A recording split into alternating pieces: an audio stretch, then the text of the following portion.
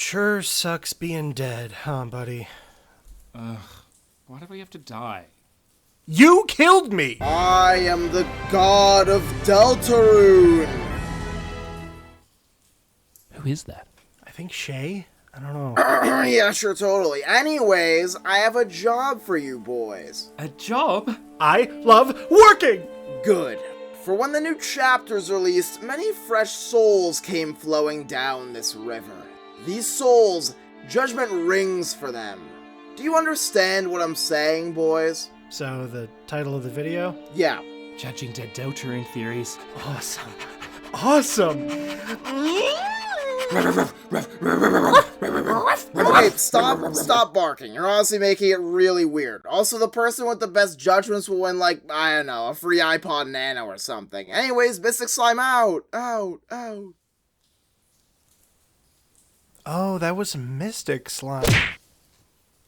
Oh. I'm gonna win. I want iPod. What's up, you little freaks?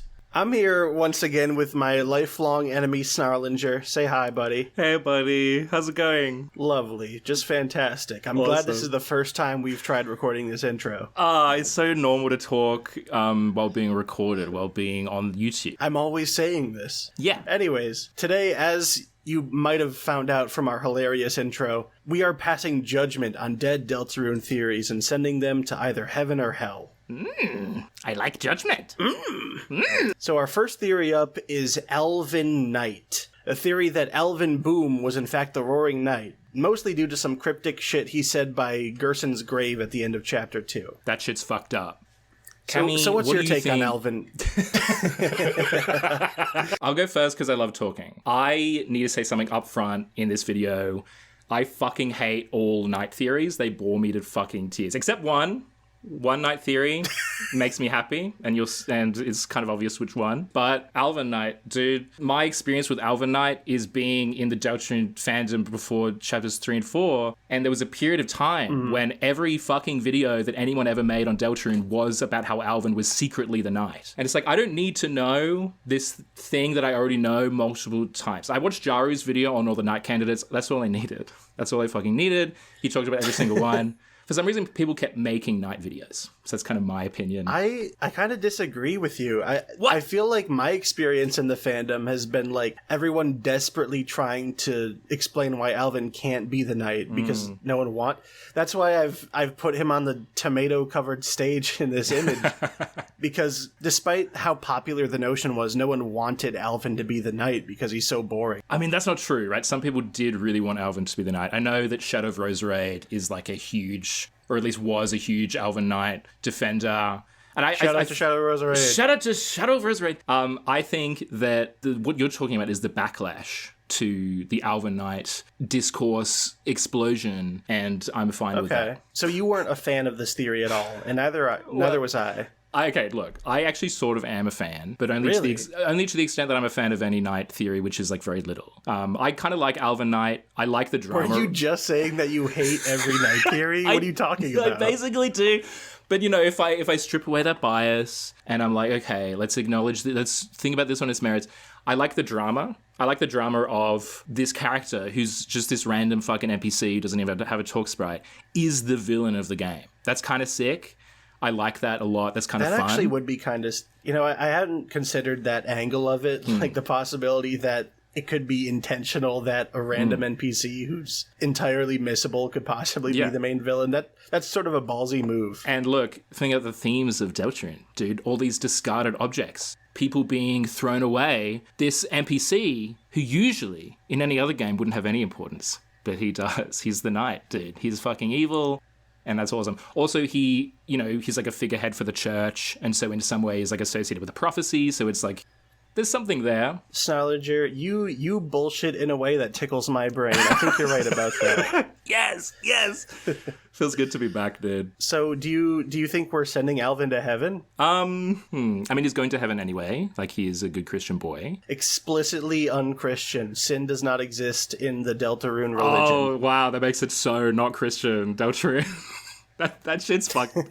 That's just fucking crazy, dude. Oh, there's no sin. Everyone knows that sin is the main component of Christianity. It's the main thing, right? That's the only thing that matters in Christianity is sin. I would vote for heaven. Okay. Mostly because even though I did fucking hate seeing every video on Alvin Knight for like 3 weeks, I do acknowledge that it's sort of iconic and sort of beautiful and good.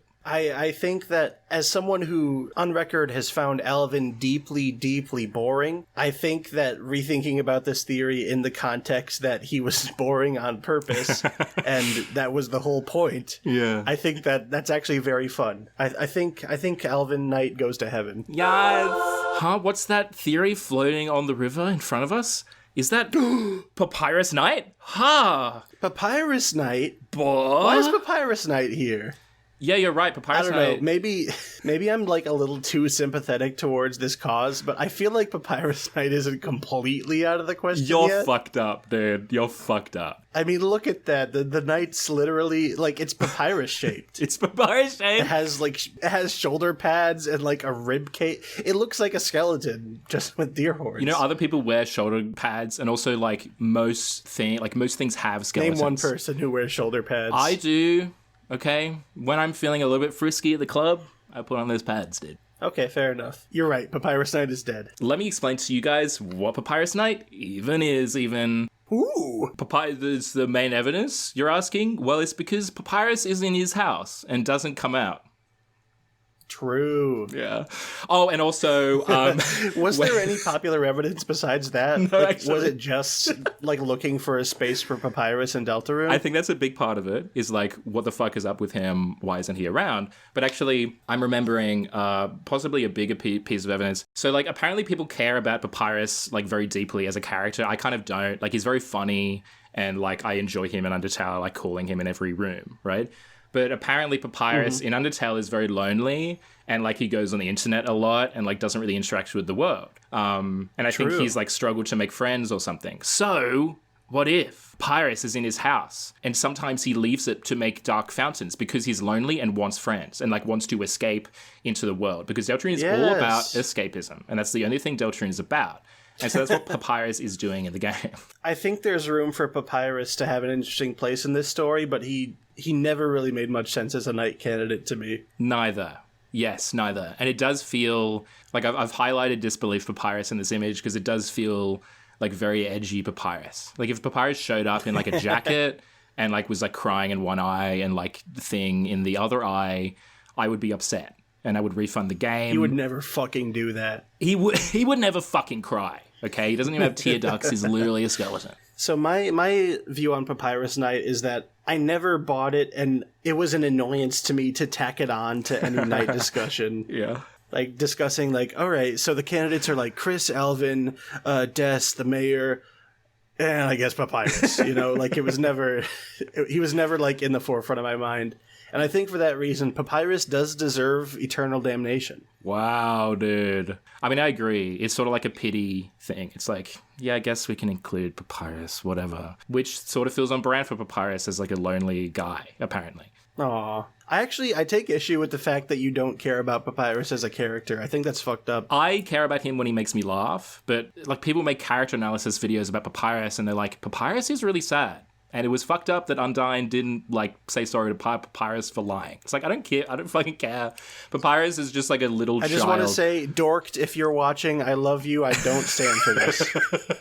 Look, nothing against Dorked. I just don't give a shit about Papyrus. Like, I don't care that much. Yeah, but that won't be the only time that I slander a Deltarune YouTuber in this video. So watch the fuck out. I feel like that opinion might throw a wrench into our friendship from here on out, but for now, I think I can agree that we send Papyrus to hell. See, I didn't think we were friends. I thought we were more like friends to lovers sort of situation. We were more like, I actually thought it was more of like a content collaborator relationship and nothing more. Is that all you see me as? Yeah. Papyrus, go to hell. Yeah! Kill him!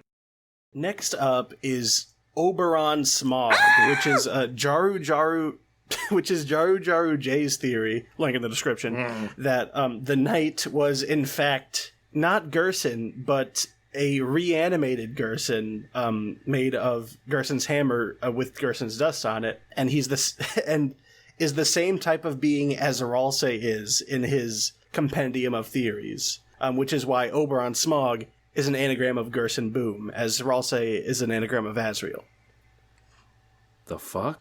Fuck you, you made a video about Jaru as your first video. This is the easiest heaven of my life because it came true. Yeah, dude. The only thing that was wrong about this theory is that he isn't the knight. But Gerson's hammer with Gerson's dust on it, revived as a Darkner, literally exists in the game. It happened. Jaru won. He fucking won! He fucking won! So yeah, Jaru is God, and like Jaru is like one of the better, like one of the best like people, like one of the best guys. And I do appreciate this theory because it's very iconic. It's just like so dramatic. Like it's dramatic. It's like peak Jaru drama. And yeah, you're right. He fucking won. And all these people in the fucking lore pit being like, oh, what Dustners? What's that? Oh, that's a silly, stupid idea. Fuck you guys. Fuck you guys, Jaru wins. That's right. We're taking a definitive stance for Jaru and against the ACDS Discord server. Fuck Andrew Cunningham. Fuck Andrew Cunningham Discord server. Destroy it. Raise it all to the fucking ground. The day Andrew Cunningham released his new theory, I watched it 4 times. Damn, dude. It's a good video. It is. It's fucking... The scripts are so dense. Oh my god, they're so dense. And like they're so efficient. And he's just so entertaining. Do you want to hear my Andrew Cunningham impression? Yeah. Deploy the diagram. No. Actually... All right, here's my Andrew Cunningham impression. Sure. So, as you can see from the last 20 minutes, I've determined that nothing is true. Yeah, Oberon Smog, it's fucking perfect. And what else is there to say? It's perfect. I agree. I think Oberon Smog is an easy heaven. Go forth, my boy. Next up, coming down the river Styx, is chess theory. Ooh. Chess theory was basically the idea that each of the main antagonists in the game would represent a chess piece in descending order of value. So King was the first boss, then Queen came next, then Chapter 3 would feature Rook, Chapter 4 would feature Bishop, and then Chapter 5 would feature the Knight. Chapter 6 and 7 would feature some sort of like pawn, and then like there were different theories over whether the last thing would be like the player, or the board, or the Grandmaster, but it doesn't matter because it was bullshit. Bullshit? Yeah. I mean, it's not real.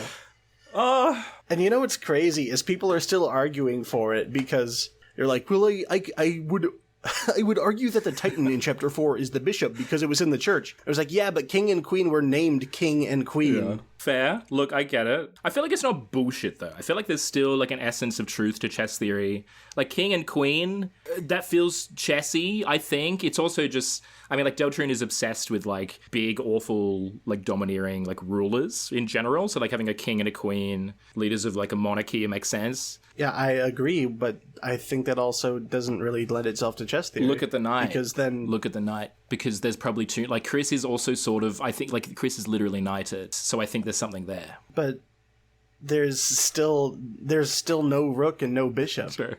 Yeah. I don't fucking know. I agree. Yeah, I mean, look, chess theory was made by Aussie Flowerwall. Shout out to Aussie Flowerwall. Shout out to that person. It is a great theory, but you're right, it was wrong. I guess it was just wrong. And I'm kind of glad that it's wrong because it would be so boring. Like, if we got to Chapter 3 and it was like, Mike Rook. Yeah, the less predictable the game, the better. I agree. I like that Deltarune is fucking weird now. It's fucking strange, and that makes me exceedingly happy. Completely unpredictable. We don't know what future antagonists are going to be. We don't know what future secret bosses are going to be. It's the Wild West out there. We don't even know if we're going to get a fucking spin cake. Fucking Top Chef. Holy fucking shit. That's infuriating. What the fuck is Top Chef even doing? What does he do? He should fucking die. Chess theory, because it was forcing the game into a predictable path, I think it goes to hell. It is much better now that the game is unpredictable. Shit. I disagree, dude. I think it goes to heaven. And you know why? Because it's fucking iconic. It is like, I don't think that determines whether or not something goes to hell. Do you think that Elon Musk is going to heaven? What? He's iconic. Elon Musk is... You believe that Elon Musk is iconic. That's your belief. I guess I just tried to think of the most famous person I could, and he came to mind. I think the game is better off for chess theory being dead, and that's why I think it goes to hell. I think that it's not about the destination, Cammy. It's about the journey. And the journey of chess theory was beautiful. The journey of chess theory was people trying for 3 years to figure out how Tenna's name could actually be Rook. To hell with chess theory. No, it's sinking into this ocean. Whoa, what's that? Huh, that looks like Gasleak Theory. Does it? What the fuck is this thumbnail? So this is a reference. I fucking love references. It's a reference to Pythia, who was the Oracle of Delphi in Greece or something. And the whole thing about the Oracle of Delphi is that you go there and she's like, this will happen. I'm clairvoyant. But there's a theory that actually, like, she was just fucking high off of a gas leak in the ground, dude, in the cave that she was in. Okay.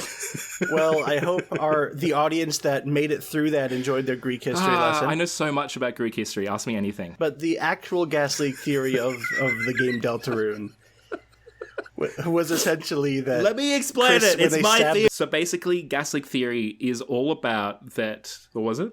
Oh, yeah. So it's about Kris. What if at the end of chapter 2... Not only do you not know what your thumbnail is, you don't know what the theory is? I blacked out for the past 20 minutes. I'm trying to get my bearings. So basically, what if at the end of chapter 2, Kris, when they made a supposed dark fountain, it was actually a gas leak from the ground. And that's because... Chapter 1's ending was a red herring because Kris just ate the pie. So what if Kris didn't even make a dark fountain? They actually just fucking hit a fucking gas line and they're all going to die of gas poisoning. I think did anyone actually believe this theory is my question. Was it just a joke? I think I believed in it for like a few days. I was like, yeah, that's right. Really? I think. The infamous gas that gives your TV a mouth. Yeah, with hallucinations, dude. I think this theory goes to hell, because I think if anyone genuinely believed in this theory, I immediately respect them less. Right. Yeah, look, I kind of agree. It's kind of stupid. It's sort of, all right. There it goes. Wait, Cammy, look over the horizon. Do you see that?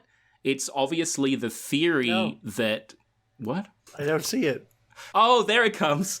Are you hallucinating? Is there a gas leak in here? So what is this theory? And what the fuck is this thumbnail? So this theory is obviously the theory that every chapter in Deltarune represents a different form of escapism. Chapter 1 being video games, Chapter 2 being video games, Chapter 3 being video games, and Chapter 4 being video games. And so this was a theory that kind of came about when everyone in the Deltarune community decided that escapism was the only theme that Deltarune was kind of about. Like that was the only thing that it was talking about. And so this was just kind of a thing for years. And now it's not true because...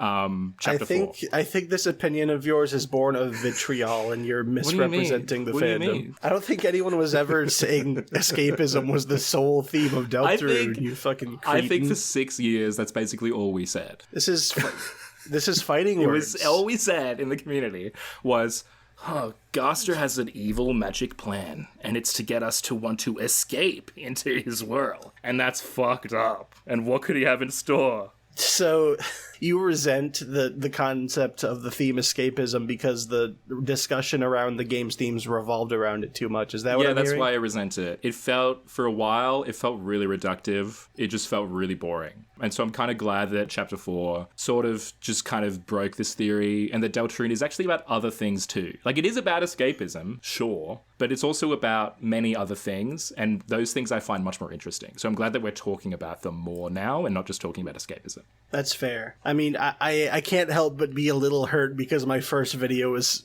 centered so heavily around escapism. Was it?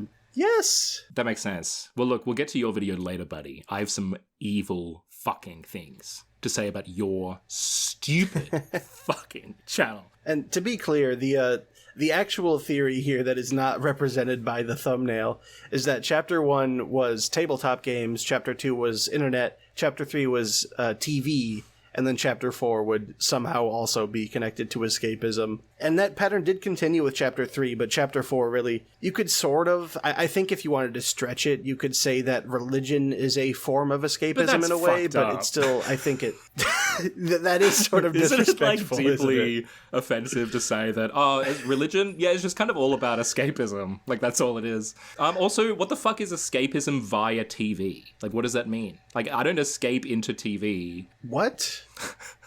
What do you think escapism means? I don't know. I don't know what it means. I mean, I don't want to sound stupid, so I'll look up the definition, but like... I thought that escapism was the wanting to escape a place, like wanting to like run away. No. No, not escapism isn't about physically escaping a location. I was like, how do you escape into a fucking... TV? That's stupid. Okay, this makes so much more sense now. I actually love this. Are you being serious? Escapism is mental diversion from unpleasant aspects of daily life, typically through activities involving imagination or entertainment. Oh, duh. Yeah, okay. This is awesome. Are you being serious? Are you fucking with me right now? I'll take that. I'll take that answer to my grave, dude. You'll never fucking know. Well, so what do we think? Heaven or hell for escapism? We've been talking about this for too long. I think that now that I know that it's sort of awesome and like kind of like it's not escaping into TV, I think this is actually an awesome theory. I think that that's maybe what Deltarune is all about is kind of like escapism. And it's kind of all about escapism, and that's kind of part of Caster's magic but plan. Feel that I'm being mocked. Send it to heaven. Watch it go. Send it Watch to it fly. heaven. Escapism, go to heaven. Oh, look. Right, what's that next one? Oh, I see it. It's Jockington at a party. Wow. So this is the theory that in each chapter of Deltarune, we would get like a different party member. So in chapter 3, we could get Toriel and maybe Undyne or maybe Napsterbook. And then in chapter 4, maybe we would get Jockington and Caddy or maybe Alvin or something. And the evidence for this was nothing. It was just like, what if the same thing happened in chapters 3 and 4? I never really bought this theory. I think that a lot of people failed to consider that adding additional party members every chapter would sort of exponentially increase the workload, because not only do you need to program like a new party member with new sprites and new acts and everything, but also the fact that every item in the game has like a piece of flavor text depending on what party member you give it to. So every time you add a new party member, not only are you adding the work of a party member onto the game, but also you have like a billion new pieces of flavor text to write for every item that has existed in the game so far. I feel like it was sort of unrealistic to expect this. That being said, I get why people are so disappointed that it didn't come true, because I mean, just objectively, I think it would be sick to have Toriel on your party. I think it's cool. I sort of don't agree about the exponential. I mean, obviously, it would be a lot of effort to do that. But I mean, like, you look at chapter 3 and chapter 4, there's like all this weird little shit that was added. Like chapter 3 in particular like, has a whole game within a game thing going on. Like that in itself is like an insane... I won't deny that it's like an extremely Toby thing to do, to give yourself like 500 extra pieces of flavor text to write. Yeah. You know, funny flavor text is Undertale and Deltarune's bread and butter. That's true, actually. But I see your point. Like, it would be a lot of work. I see it more from, like, a mechanical point of view. Like, particularly, like, now that we're in, like, Chapter 5 territory. If Deltarune introduced a new party member in Chapter 5, it would sort of feel very thin on, like, a mechanical level. Because it's, like, particularly with, like, Kris, Susie, and Ralsei, we've had a lot of time to kind of, like, build those characters, like optimize their builds, give them the best, like, armor and weapons and shit. I feel like we've grown attached to those party members. So if they introduce, like, fucking, I don't know, like, Jockington in Chapter 5, it's, like, he's going to be around for, like, maybe, like, one chapter and then disappear. So it's like, what's the point? Yeah, and in that same vein, adding a new party member every chapter would make it so you're continuing to focus on these side stories, you know, like with Berdly in Chapter 2. You know, I think a popular version of this theory was that, like, every chapter you'd bring a new character in and they'd have their own little character arc that chapter. So instead, with how much focus Ralsei and Susie and Kris have gotten in this story, I think the game is much better off for not having to focus on a billion characters, you know? I feel that. I think the way Ralsei and Susie develop in Chapter 3 and 4 is really, really compelling, and probably wouldn't have had as much focus if there were more characters to focus on. Yeah, I agree, particularly in Chapter 4. Like, I think if Chapter 4 had Jockington, it would have been such a different vibe. Absolutely. Yeah. Like, it would have been very fun, but it wouldn't have been as somber. Gerson training Jockington arc. Oh my god, what a fucking horrifying...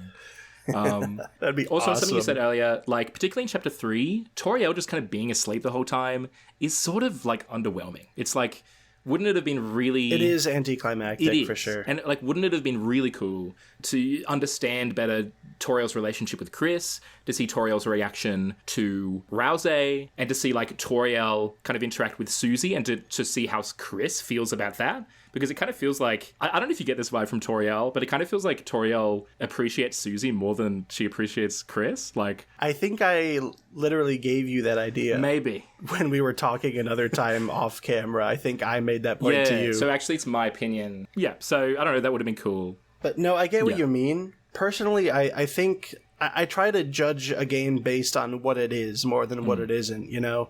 I think criticism that amounts to writing a different game or a different movie or whatever piece of media you're criticizing often rings hollow for me. So I think it's valid to be disappointed that this didn't happen, but I don't think it's fair to think any lesser of the game that it didn't. Yeah. No, I agree with that.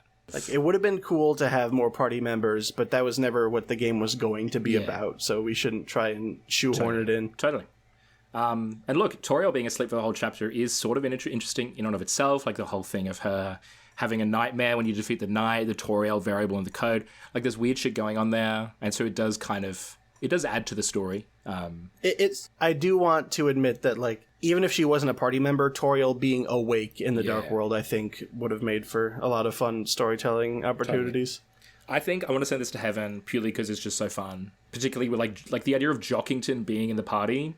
I want to know what the fuck that looks like. That's just so incredible. Do you ever see those interpretations of, like, Jockington as Caddy's staff? Yes, I love that so fucking much. I think that's so good. I love those I want more Jockington. All right, Jockington, go to heaven. See you, guy. Ooh, another theory on the water coming to us. Looks... Snarlinger, what the fuck is this thumbnail? What theory could this possibly They're be? in the sink, dude. They're hungry. They finished the scraps. They finished the little food scraps that were left in the sink, and they want more. I'm not giving you a pity laugh. What the fuck is this thumbnail? So this thumbnail, this theory is so batshit that I honestly struggle to explain it. It's the theory that Chapter 3, like the areas in Chapter 3 would mirror the areas of, like, the kitchen. So, like, there'd be, like, a sink. I have heard of this. Like, the sink area, fridge area, and stuff. But also there's, like, another layer to it of, like, okay, the areas in the kitchen also represent the areas from Undertale. So, like, the fridge is Snowdon, the sink is Waterfall, and the microwave is the core. And I guess the oven would be Hotland, right? Yeah, that would be Hotland. I struggle with this theory. I always did. It always felt like there's a logic to it. It's like, okay, the Dark World will probably be based off the areas in the house, sure. And, like, maybe it would be an Undertale callback, sure. But, like, the story of it is, like, who the fuck cares? Like, why would I? That's what I was. Yeah. That's where I was headed. It's like, I kind of just don't care, right? And if a theory, and honestly, if there is going to be, like, a substantial Undertale callback in a Dark World, I feel like it'd be more appropriate late game. Yes, no, I agree. Or, like, in a weird route thing. Yeah. 100%. Yeah, I feel like if a theory doesn't make me think about how cool it would be, it's sort of, like, not a very good theory, in my opinion. It doesn't satisfy my inner. The inner beast. The inner Mr. Beast. The inner Mr. Beast. So I don't know what to say about this one. I stole this setup of Tenna's from a meme I found, so don't, like, praise me for this strange, like... But I wasn't going to praise you for the thumbnail at all. Just so we're clear. What? But it's really cool. So there's, like, 5 of them, and they're hungry. They go to hell. Bye-bye. Next up is Last Thursdayism, which is essentially the idea that when a Dark World has a history... You go into the Dark World and they talk about how the fountain appeared recently and Queen wasn't this way until the fountain appeared and Spamtenna was a successful businessman in 1997 or whatever. Essentially, the Dark World's backstory is generated when the Dark World is generated and there's no truth to it, which has pretty much been disproven by our pal Ramb. And I guess Chapter 3 on the whole, because so much of Chapter 3's narrative and characters are based around how long they've known Kris and how their lives are very relevant to the development of the Dreamer household. Would you say I covered all that about correctly? My friend, that was perfect. And I agree. Thank you. I agree with your assessment that it's disproven. You're really smart. Like, you're really smart and, like, interesting. Thank you. Yeah, so I think that obviously it's not true. And to be honest, I was back when I wasn't a Deltarune theorist, I was a supporter of this theory simply because I just didn't want to think about it too hard. What do you mean? Like, it was too hard to think about?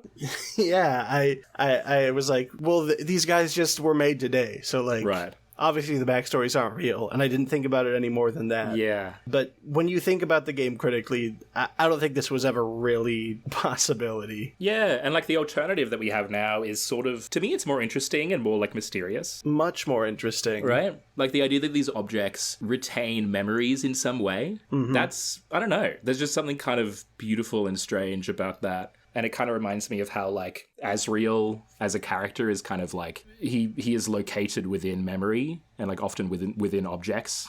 Like, Asriel is located within... December. And December, yeah. These characters are located within a guitar, a retainer, like a letter in Asriel's shirt pocket, a hot chocolate. These places and these objects retain some kind of, like, meaning, some kind of essence. And so it kind of feels... It slots in really nicely to, like, the other stuff that Deltarune is talking about. Mm-hmm. And it, I think it sort of expands on some characters' motivations and backstories that seemed a little thin earlier on. Because, for example, now we know that King's hatred for Kris and Lightners isn't just sort of like a flat character trait. Like the fact that King and Queen used to be, imaginary characters of Kris and Noelle's, and so the feelings of betrayal that King exposits are, I think they're a lot more substantial than they were at first, and make him more sympathetic. Yeah. So do you think Last Thursdayism goes to hell? Look, it never caught me. Like, again, logically, there's something to it.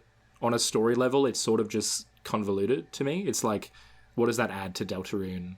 Is it interesting to think about? I mean, like, the idea... No, I agree. Like, yeah. Why would it be interesting that all the Darkness backstories are fake? It actually... There is something sort of interesting about it, because Deltarune's all about memory, right? And something that Deltarune hasn't explored yet is the idea of a false memory. So the idea of all of these Darkness having false memories and having to come to terms with the fact that, oh god, my life has been a lie this whole time. That sort of makes sense. I suppose that does actually, like, support Ralsei's whole view of Darkness not mattering and not being significant. If their entire existence is sort of manufactured just in service of Lightners. Exactly. Damn. You got a point. Yeah. But, like, Deltarune talks a lot about, like, personhood. It's all about escapism. It's all about idiot. escapism. I think that, like, Chapter 4 and, to an extent, Chapter 3 delve deeper into these themes like personhood and identity in Deltarune, like, particularly with Ralsei. And, like, one of the big definitions of personhood is that your identity is determined by the memories that you have. And so the idea of these Darkners not having any real memories kind of questions their personhood. Like, are they actually conscious people if they don't actually have real memories? So that's sort of interesting, but I don't know, it's just sort of convoluted and it bores me. So kill it. Well, I can't believe we have this much to say about this theory. But now I'm thinking, like, I think this theory definitively being disproven actually works in the story's favor. Because obviously, Ralsei's views on Darkners are written to be disagreed with, right? Like, you're supposed to respect Darkners' identities as people and not see them as just objects. So this theory being disproven with the new chapters, alongside Ralsei also coming to see himself as a person, I think is actually sort of thematically coherent. But isn't there something really interesting about the idea of these characters having these false memories and yet still being people and yet still being worthy of, like, love and, like, a life, right? Like, isn't that almost, like, more powerful? And I think that is more compelling. And that's Last Thursdayism. What I'm saying is, like, this is a good theory, actually, is what we're saying. I guess we've talked ourselves into that position. I think that it sparked a lot of, like, kind of interesting thematic conversation. Okay, look, I think, like, one of the merits of a good theory is that it causes you to think more about the game, and this is what this did. So, Last Thursdayism, you surprised me. You surprised us. You did good, kid. That'll do, pig. What'd you call me? Coming down the river, a new theory bequeaths us. Did I use the word bequeaths right there? On queef? On queef. Yeah, that's the correct pronunciation. Like instead of on fleek, you're on queef. You're on queef. I think that's pretty awesome and interesting. So yeah, let's use that from now on. So this is the theory that shadow crystals exclusively show a world where Kris doesn't exist, which I think was supported by the fact that when Kris looks at their own hand through a shadow crystal, they don't see it. And Susie looks like she hasn't gone through character development when you look at her through a shadow crystal. She looks all pissed and mean. But we received pretty definitive proof that this isn't the case with the new chapters because of the shadow crystal dialogue in Noelle's house, right? Yeah, there's like a dialogue where it's like Noelle is leaning close to Kris and whispering. So that indicates that through the lens of the Shadow Crystal, Kris is still there, I guess. Yes. And here's my hot take. I don't think I ever really believed in this theory because I don't think the Shadow Crystals have ever been particularly consistent. Like, do you have, like, a solid idea of what the Shadow Crystals show? Oh, no. I think I bought sort of hard into this one, or at least, like, it was a very compelling idea. But it doesn't seem to be true now, and now, I'm just kind of confused. I don't know what the Shadow Crystals are doing. Like, we know in retrospect now that the Shadow Crystal dialogue where you can't see Kris's hand in the crystal, that relates to the Gumball Machine dialogue where Kris can't see their hand anymore. Kris losing their hand in the future. Yeah, or in the past. I don't know. Losing their hand in the past. Yeah, maybe. Like, you have the imagery of Kris, like, washing their hands and unable to get, like, the grey streaks from between their fingers in the egg room dialogue. Right. I mean, I think there's a theory that, like, Kris is in some way a Gorna, or is, like, the vessel. Yes. And it's supported by dialogue in another egg room where there's the flying aces or something. It's like they didn't used to be colored, they were monochrome and then they were colored in. So, like, what if Kris was, in a sense, colored in, but they can't forget that they're grey, I guess. They're really upset that they're grey. And that's sort of Kris's whole thing, is that they're grey and they're upset about it. That's pretty interesting. I never thought about it that way. I mean, probably because I'm so Ralsei goner brained from my own theory. But that's a pretty cool way to look at it. I know you, in one of your videos, you sort of touch on the theory that the shelter is the equivalent of, like, a fairy fortress, was it? And that, like, perhaps Gaster kidnapped Kris and replaced them with a goner or something? Yeah. Is that right? That's... sure. I don't fucking know.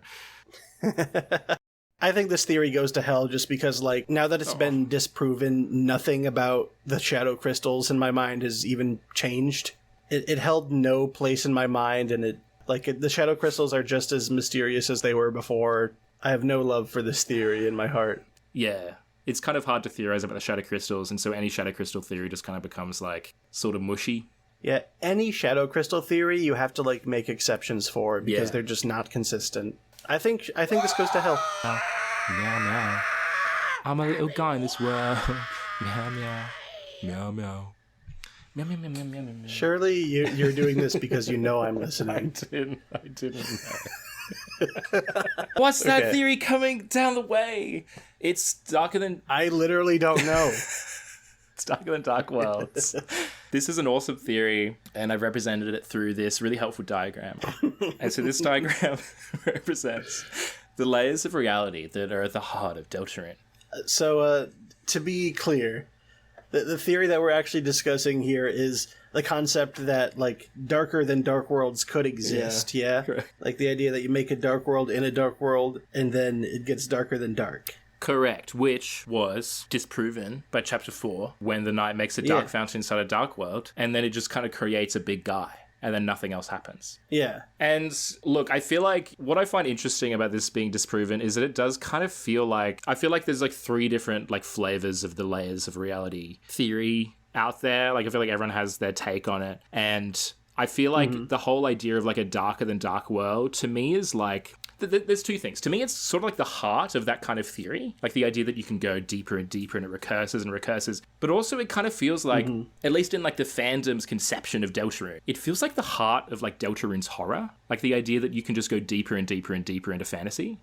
And so now that we don't have that, and it just creates a Titan, I feel like that really displaces Deltarune's horror in like a big way. And I feel like... Really? To me, it kind of does. That was like a big thing that was... That's interesting. Sort of freaky about Deltarune's, like, I guess, mythology or like world building. And so now that that's like just not true, Deltarune has to be scary in different ways. And it definitely, it is successfully scary in different ways. Like you have Chapter 4 Weatherouxls, S-rank rooms in Chapter 3, they're fucking freaky as hell. I just find that sort of interesting. That is, you know, I hadn't considered it in that light before. I think a lot of the layers still do exist, right? Like, obviously, there's the layer of real life, and then perhaps, according to the device theory by Molly Stars, like the description, like a layer that Gaster is on that's between our world and the light world that he's connecting us to it with, and then inside the light world there's the dark world. But then it hard cuts off there, which is not what a lot of people were thinking of.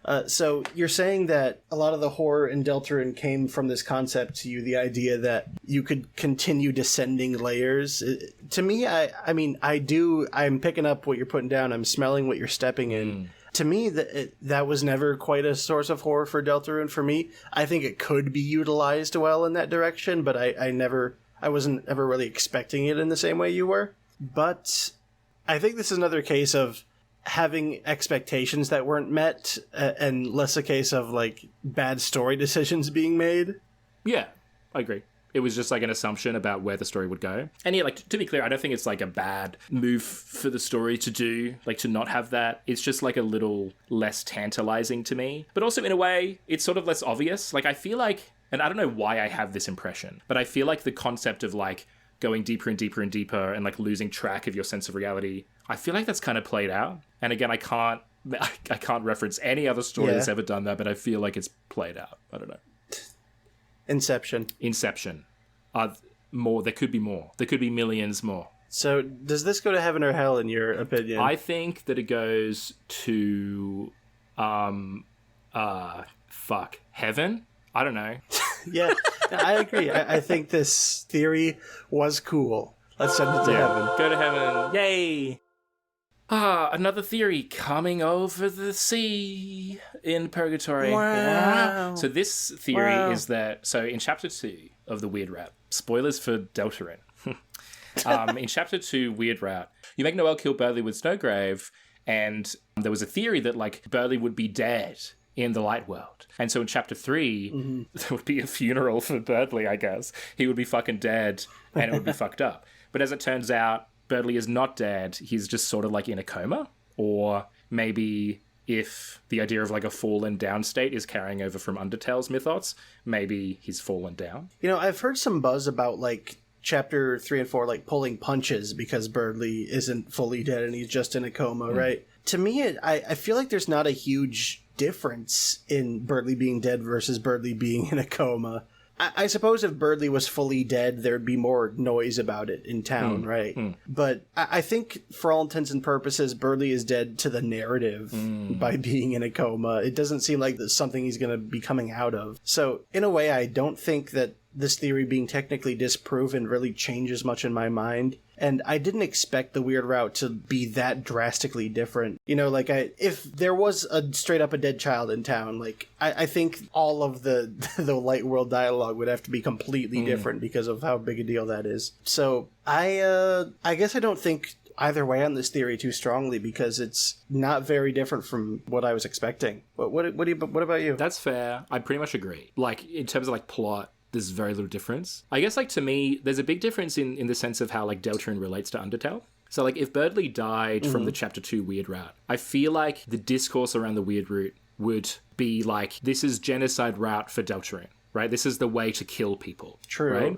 True. And that's sort of like what it was for a long time. Yes. And so Chapter 3 or Chapter 4 revealing that, no, Berdly's not actually dead. It's something else, something more confusing, something sort of more, like, slightly more uncomfortable, in my opinion. Like, there's something a little bit more understated about someone just being comatose and, like, Kris caring for them when you're not in their body. It feels more powerful to me than Berdly's just fucking dead. Like, Berdly being dead feels like, I don't know, it doesn't feel as mature, I guess. I completely agree. And I think, you know, the fact that the Weird Route we know now is much more focused around Noelle. I think Berdly being fully dead would also take attention away from the way that, you know, Noelle's being abused in the route. Totally. So dead Berdly goes to hell. Yeah, I think it's sort of boring. And that actually will be happening in universe by the end of the game as well. Yeah, I mean, like, the benefit of Berdly being dead is that Berdly becomes dead, which is sort of awesome.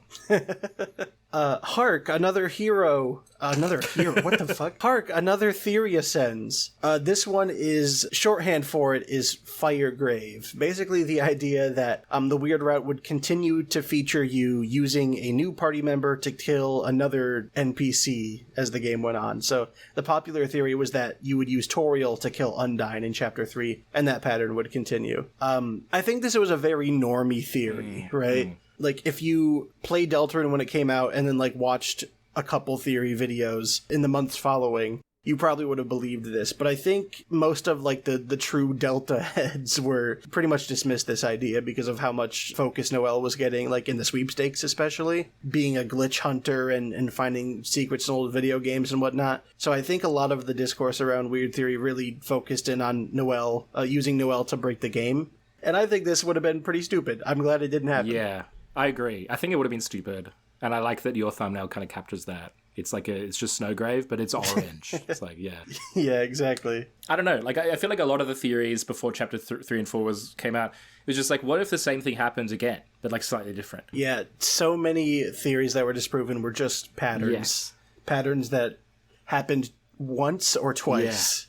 Yeah. I think there was maybe a tasteful, fun way to do screen burn, as I prefer to call it. I think it's a better name than Firegrave. See, screen burn sounds cooler, which is why I like it less.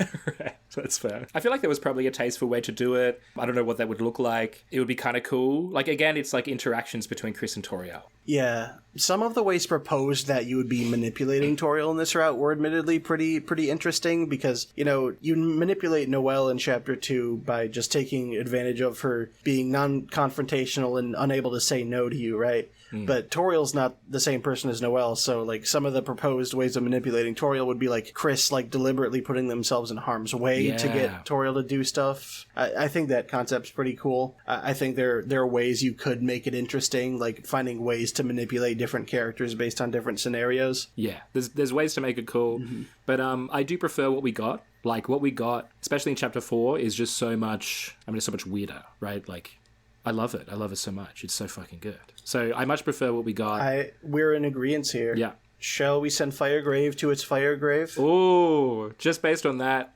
yeah, definitely. Kill it. All right. Kill it. Bye. Bye.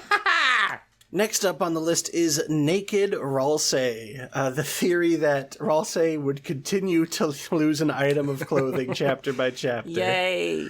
Because at the end of Chapter 1, well, rather, in the beginning of Chapter 1, he takes his robe off, and then for the ending of Chapter 1 and the majority of Chapter 2, he takes his hat off, and then in the teasers we got for Chapter 3, during the rock band segment, he takes his shirt off. Wait, so this isn't disproven? Sadly, though, yeah. Well, he didn't lose any clothing in Chapter 4. Yeah. Not that we saw. So this is devastating. I think I bet most of my life savings on this one being true. I'm now deeply impoverished and also emotionally destroyed. What say you? Yeah, I feel sort of similar. Is this is this the rat from Kim Possible? Is this a reference to the rat from Kim Possible? It's a naked mole rat. Was he a naked mole rat in Kim? Was that Yes. Okay. I thought that was just a Kim Possible invention. I almost used the naked mole rat from Kim Possible as this icon, but I don't know, I wanted it to be gross. Yeah. What is there to say about Naked Ralsei? I feel like it's just perfect. It's not true, and it was never going to be true, but it's like iconic and beautiful. Heaven for Naked Ralsei. I salute thee. Ooh, another theory. This one is the theory that Kris hates Ralsei, and that Kris just wants to kill Ralsei and fucking hates him so much. And before we started this segment, I already told him how funny I think this thumbnail is, but I'm still laughing at it. It's pretty good. But yeah, so this is that theory. And this was disproven by the fact that in Chapter 4, Kris kneels down and like sort of vaguely touches Ralsei in a scene where Ralsei is crying. So therefore, Kris doesn't hate Ralsei. I'm glad this theory is dead, personally. Why? Because I don't think there was a lot of reason for Kris to hate Ralsei. I think the main proof was the tea, and you would have had no reason to suspect that otherwise. Yes. Did you also hear that even though the rotten tea change was made, that like after that cutscene in Chapter 4, the tea value actually does go up, even though that mechanic's not available anymore? Wait, what? What do you mean the tea value? Like the HP? Yeah, like even though it was removed because all the tea just became rotten tea. Probably because Toby just didn't want people using numbers to determine his... Yeah. instead of his character writing to determine how they feel. But the T HP does go up for Ralsei T after that Chapter 4 cutscene you're talking about is triggered. Wow. Wait, is it like the rotten tea item, or like if you hack the Ralsei T item in? If you hack the Ralsei T item in. Interesting. But even though T theory is pretty objectively true, I think it's much more productive for the fan base to not base all of our opinions on the characters' relationships off of numbers and instead just pay attention to the writing. And I think seeing Kris grow to like Ralsei more is also very, very heartwarming. It 100% is. And even if Kris didn't like Ralsei that much at first, I think them growing to like him because they understand his plight better and relate to him, I think is really interesting for both their characters, because I mean, struggling with identity is such like a big idea in this game already. You know, I think because Kris struggles so much with their identity, learning more about Ralsei and understanding that he's facing the same problems as them, I think it's like a very cogent way for Kris to start getting closer to him, I guess, if that makes sense. No, I completely agree, right? It's like Kris sees themselves in Ralsei in a big way. And also, like, I think they recognize that he's beginning to tell the truth more often. This theory was never that compelling to me. I'm happy to put it into hell. I think that what we got is much more compelling. It's much more nuanced, and it's much more beautiful. Send it to hell. Bye, bitch! And here it comes, the next theory. It's, Ralsei is either the horned headband or the missing green crayon theory. Not the same theory, but, like, similar enough that I wanted to categorize them together, because the basis behind this theory is that these were both objects from Kris's house, from the Dreamer household. But we know now that it's pretty much impossible for Ralsei to be either of these objects, because if they were, then the Dreamer household Dark World would be familiar with Ralsei, and no one explicitly says that they are. And, you know, Ram makes a lot of comment about having known other Darkners like Queen and King, and I think possibly Jevil, because he says chaos. So the fact that not a single person references Ralsei or says hello to him or knows who he is, or at least doesn't make any comment about it, I think that super supports the fact that whatever Ralsei is, even if he is an object, which I don't really buy, he could not have been something that was at the Dreamer household, I think. What say you? Yes, no, I agree. I think it's obvious. Particularly with the horned headband. Like, obviously, Kris wore that a lot as a kid, and so you'd imagine that anyone in this dark world would sort of recognize that horned headband. The green crayon, there's like less of a compelling argument for that one because it's just a fucking crayon. Who cares? Like, who recognizes a crayon? Did you see the flavor text in Kris's room? That all the crayons are in Kris's room? Yeah. Yeah. What do you make of that? Is there accompanying flavor text for the dresser that there's no green crayons there? It's been like that since chapter 1, yeah. Oh, no, I see what you mean now. I don't know how I feel about that. My interpretation of that is that because Ralsei has now been to Kris's house in the Dark World, he was like, oh shit, they don't have a green crayon. I know what to give them in their room. You know what I mean? Yeah. Ralsei's very thoughtful. Here's another facet to this theory being disproven. What do you think of the idea that Aram, or whatever you want to call the Nightmare boss, is the horned headband? I don't agree. I think that the Nightmare is obviously just the Shadow Mantle. Really? But he says he's holding the Shadow Mantle, and then he flies away without it. Yes. Good point. No, that's a good point.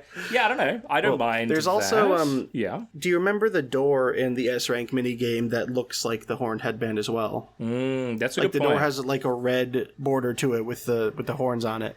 I never considered that. Yeah, and that's the door that leads to the shelter, and Aram is in the shelter. And that would explain why Aram is so familiar with Kris. Yeah, right? Yeah. And Ralsei is not familiar with Kris. Very true. What I don't like is I'm into it. Why are we calling it Aram? Just call it Nightmare. It's like Link's Awakening where every boss is a nightmare. So just call it Nightmare. I think Aram's cooler. It's true. Honestly. I think you just don't like cool and epic things. I hate cool and epic things. Anyway, kill this theory, I guess. I don't even care. Like, I feel like there's much more interesting questions about Ralsei than, like, are they a crayon? That's just really boring. Like, if Ralsei was a crayon, God, would I not care about that. If Ralsei was the horned headband, also, like, I kind of wouldn't give a shit. Like, it wouldn't do anything for me. So, I say cast it to fucking depths of hell. I think it could have been cool if he was the horned headband. I just don't believe in it. It doesn't make any sense to me. I agree. Let's send it to hell, then. Yeah, kill it. Fucking kill it. Oh, sorry. If you want to keep going, let us keep going. I have nothing to fucking say to you. Next up is evil Ralsei. Evil. The theory that because there are things about Ralsei we don't understand, he is likely evil. As we know, things that we don't understand, things that are the other, are evil. Like, they're fucked up. Exactly. That's why I hate science and change.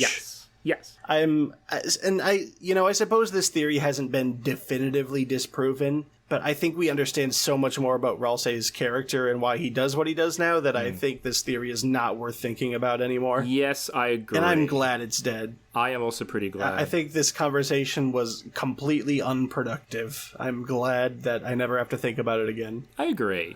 Yeah, it's one of those Deltarune theories that always felt kind of reductive. I feel like it doesn't really honor Ralsei's character to say that he's just evil. Like, it just reduces him down to one thing. When I feel like it was always pretty obvious that Ralsei was a complicated figure. And, like, even though this theory is, I think, pretty much disproven, Ralsei could still heel turn at some point. Like, Ralsei could still be hiding something and lying about it. I could still see that happening. There's still room for that. But it wouldn't be like Ralsei is fucked I could up. still see a heel turn. Yes, no, he would... I think that he would have to have a strong motivation to make a heel turn. I could still see it happening, but it wouldn't be just because he's evil. Yes.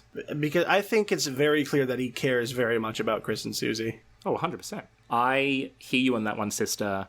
And let's send this one down to the bowels of hell itself. Send it to the bowels, brother! Yes! This video is awesome! Cammy, this video may be awesome, but I'm sort of bored. I wish that we were talking about something else, something that titillated me a little bit more, something that was a little bit more stimulating. Well, that's fucking stupid. Oh. Whoa, where are we? Oh, shit! Oh, fuck. Holy shit, we came back to life. Oh, I love being alive. Wow. I just remembered we were doing a ship tier list before we died. How interesting that there are more ships here on the tier list now. There's more ships. It feels good to be here because it means that I can talk about gay people. And that's sort of one of my favorite things to do in the world. I fucking love gay people. That's why I like you. 1, 2, 3, Cargore. Ah, it feels so good to be looking at people. What the fuck were you thinking with this thumbnail, man? What's wrong with you? S tier. Yay. No, hold on. Why do you think it's S tier? Because it's really good. It's like, imagine 4 Asgores and 1 Kara. 4 Asgores on a conveyor belt eating food. Imagine. How on earth do you think this is better than Rude's gore? Because it's way better. I don't like gay men anymore. I'm all into big dudes and evil women. Evil Snarlinger arc? I'm straight. So yeah, it feels good to be heterosexual. And yeah, so I just like this shit because I enjoy the idea of this fucking dumbass. He just eats food and Carol's like, you're a fucking idiot, kill yourself. And he's like, oh, Carol's really nice when you get to know her. I just really enjoy. You would love, like, if you ever came to America, you could stay with me and my wife and we act exactly like this. That's haunting. Are there 4 of you? And are you eating food? Is that how it goes? Yeah. The way we do it is like one of us comes and records content while the other 3 pig out. That's awesome. Wait, so there's 4 cannies, just like there's like a hive mind of Snarlingers. Wow. I'm learning something. I can call them over here if you want. Hey, come on over, buddies. Hi. They don't like to talk all at once. Okay. They're very polite. Cool. That's awesome. And I like that they all... I like that they all have the same kind of deal. Like, they're all just the same. Like, they're all me, of course. Right. There's no subtle differences between them. They're just the same guy. Well, there are subtle differences between them. They're just visual. One's, like, tall, and one's fat, and one's short. That's awesome. We can see them on screen right now. There they are. That's awesome. I need you to get Cargore the fuck out of S tier, man. Fine. It does not belong up there. I'll put it like top of A tier, I guess. Like if it must be done. I do think the idea that they're hooking up while working on the Death Mystery is like pretty funny. But I don't think Carol deserves to be shipped with anyone seriously. I think Carol should probably like die. Wow, you really think so? She's like abusive. She's an abusive mother. Get her out of here. She's a queen. No, Queen's a queen. Carol's a baroness. A baroness. Look, there's going to be a point in Deltarune where everyone loves Carol again, There's going to be a point where Carol's like, here's my dark backstory, and I'm actually a good person. That's going to happen. Mark my fucking words. That actually probably will happen. It probably will happen. Or maybe not. I don't know. But look, Carol fucks Asgore. Asgore loves to get fucked by Carol. And they're just kind of like living the life. No way. I think that Carol was in the passenger seat when Asgore... when Asgore hit Des. Yeah, she was in the passenger seat. Look, my heart says like D or C tier for Cargore. If you really, really like it, I could put it in B, but I won't be happy about it. B, okay. So... I would rather talk about Spadesgore than I would about Cargore. You don't like talking about Spadesgore? Oh. I do more than Cargore, that's what I'm saying. Well, okay, so it's above Spadesgore. Wait, no, so it's below Spadesgore. I'm not. Yes. I'm kind of just staring at this image. I'm not really listening to you. I just like it so much. What was your... Can you describe the thought process behind this image to me? Yeah, so I was like, okay, I need to make thumbnails for this video. And then I was like, okay, what is Cargore? And then I imagined Asgore on conveyor belt. And then it all fell into place from there. All right. It's like below Spadesgore. Spadesgore is very iconic. Fine. Cargore also very Fine. iconic. Cargore is beloved by the community, so I think to honor that love, B tier. Okay. Cool. Fine. I'm glad that I can just like talk you into submission. Like I can just kind of keep saying things, and then eventually you believe me. 3, 2, 1. Ralsusie. Cammy, why do you love this? What's your obsession with Ralsusie? What do you mean? Why are you throwing me under the bus? You made the thumbnail. I like Ralsusie. Why do you like it? Because it's... I don't know. I feel like my argument is going to default to my argument for so many in the original video, in that it's just cute and wholesome, and I like imagining it. You're fucking pathetic. Like they just have like such a genuine connection. I mean, the fucking scene at the end of chapter 4 where Susie's just seen something devastating and her instinct is just to comfort Ralsei about it. It's like how fucking cute is that? Fair. That is fucking adorable. What are your opinions on Ralsusie? Yeah, look, I see your point. That is fucking cute. I see it more as like she's just a great fucking friend. She's like a great person kind of deal. She is. But she is. You're right about that. But if you can conceptualize love between a man and a woman, then it sort of makes sense. Like it sort of does make sense. If I can put myself into those shoes, then I kind of like it. And hold on. Have you swapped the places of Crowell and Chriselle on here? No, I haven't made any modifications to the tier list at all.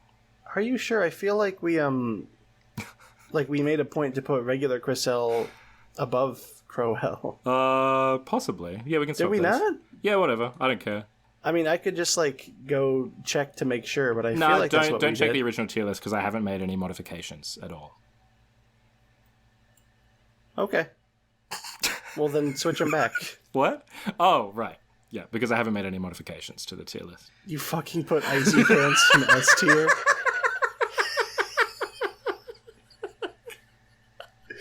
Get that shit out of here! What do you mean? We agreed on Get this. it out of We here! agreed that it was above... No, we didn't! We agreed that it was above Suzelle. We agreed that it was above Suzelle.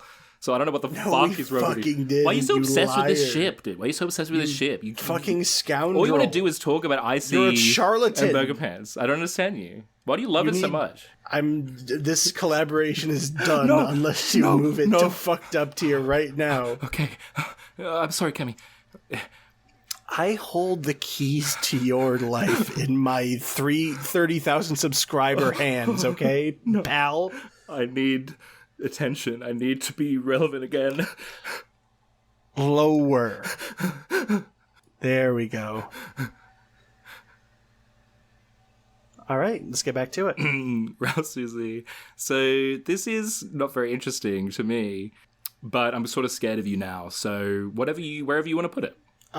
A or B tier for me. It's not as good as Kris and Susie or Noelle and Susie, but I think it's very cute. Okay. Anything. I'll do anything.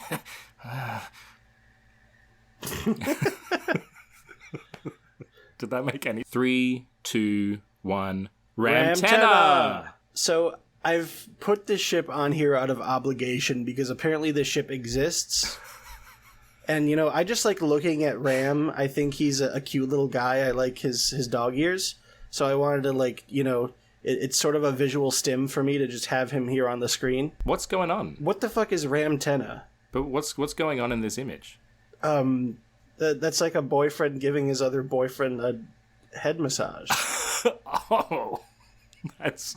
Yeah. Wow, that's sort of hard for me. You know, Spamton's... I just called him Spamton. Tenna's like planking on the ground so Ram can rub his temples. I see. I thought it was something else, but yeah, that's fine. What? What? What'd you think it was? Oh, I thought that Tenna What'd you was... think it was? I thought Tenna was doing up Ram's shoelaces. Oh, dude, like the end of Marriage Story. That's beautiful. What? Did you watch Marriage Story? I know he punches a wall. That's all I know about that movie. Does. And then she ties his shoes. That's basically the movie. It's a very short film. Yeah, look, Rambtenna is like truly, truly haunting. I think pairing Ram with anyone, like seeing something attractive in Ram, is deeply uncomfortable. But I sort of enjoy it. What? Look at his face. Look at the faces he's making. Look at his fucking face. You see that face and you don't feel any amount of attraction? I feel like he's fucking evil. I feel like I get Gaster vibes from his face, and I don't like looking at him. I don't like his interactions with Kris. It's just so uncomfortable and strange. That's insane. What do you mean? He's a fucking sweetie pie. A sweetie pie. Ram. Yes. Ram is fucked up. People are sad about Ram. They're like, no one cares about Ram. Ram is obviously like a... I'm sad about Ram. Ram is obviously like a fucked up, like, enabler. Like, there's something deeply unsettling about Ram, and I... What are you talking about? What are you talking about? Ram's entire thing is just, like, trying to make Kris happy. Yeah, but I think that Ram knows... The fucking Pippins that pops up at the end and says no one will shed a tear for him is like, he's always condescending to us, talking about what would be best for Kris. Like, how do you think Ram's an enabler? Because he's an... What are you talking about? Because he's a bartender? Because the kind of fucking... Sorry.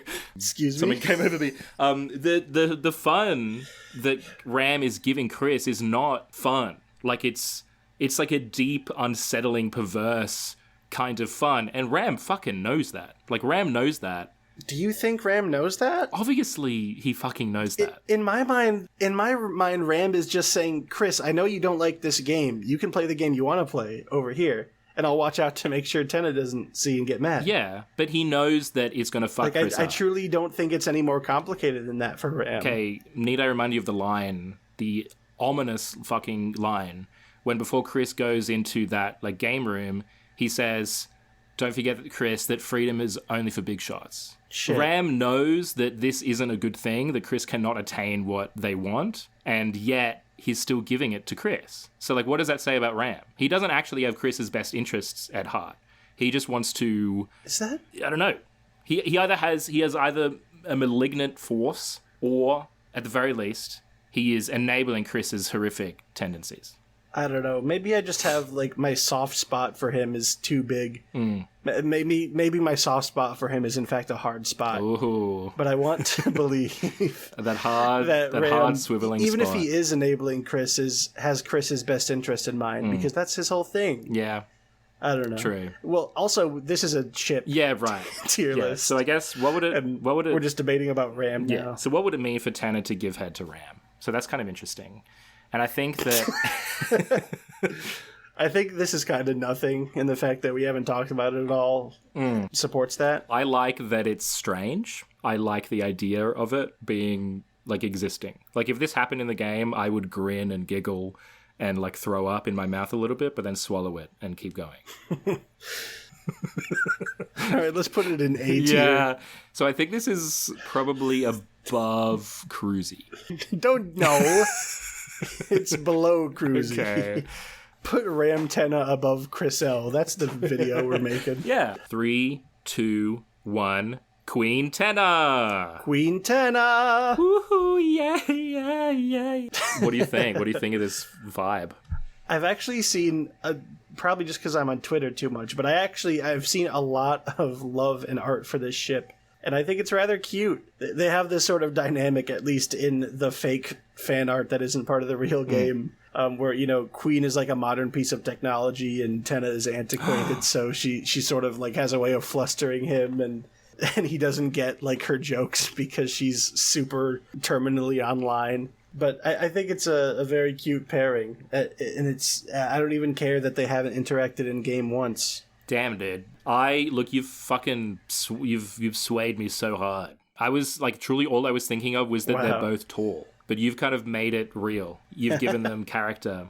Yeah, man, sure. This whole like men and women in love with each other thing, sort of growing on me. There's something about it. Like, there's something about it that feels real.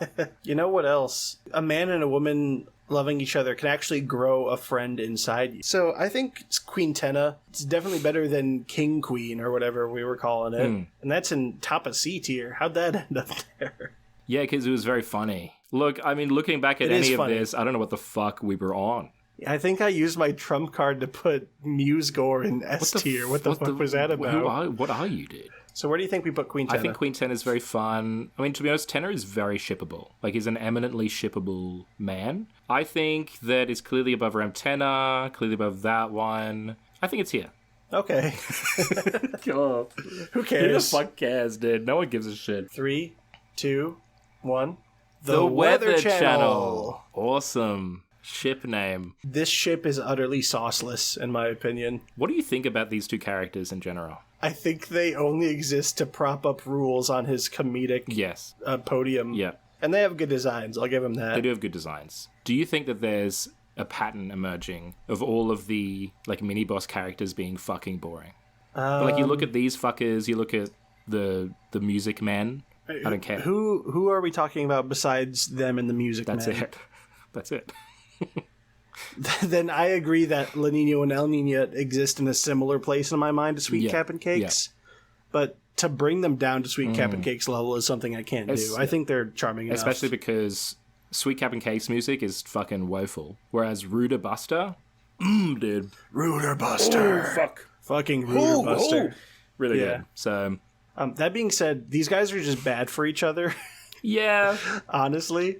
And it's like not addressed that they're actually like getting them back together is supposed to be a good thing for the story, but like they broke up because they were really callous to one of them was really callous to the other, and it can change depending on what route you take with their fight. So like clearly they're both toxic. Yeah. This is like a D tier for me. I kind of agree. It's sort of boring. I think bottom of D tier. Are we going there? Yeah, I think that's fine. I think Umorous is far more compelling than Sun and Cloud. You're right. I love winning. I can't stop winning. I agree with you. You're not getting one over on me. I did it. I won. 3, 2, 1. Polygang! So this is another situation where I do like all of the ships separately, but I still don't know how to conceptualize a poly ship in my head. Yes, I haven't learned how since the last video. We're unfortunately still ignorant bigots. So yeah. But the closest once again, I've ever I'll gotten... say this is how I win. This is Jesus Christ. I've come around to Ralsei since our last video.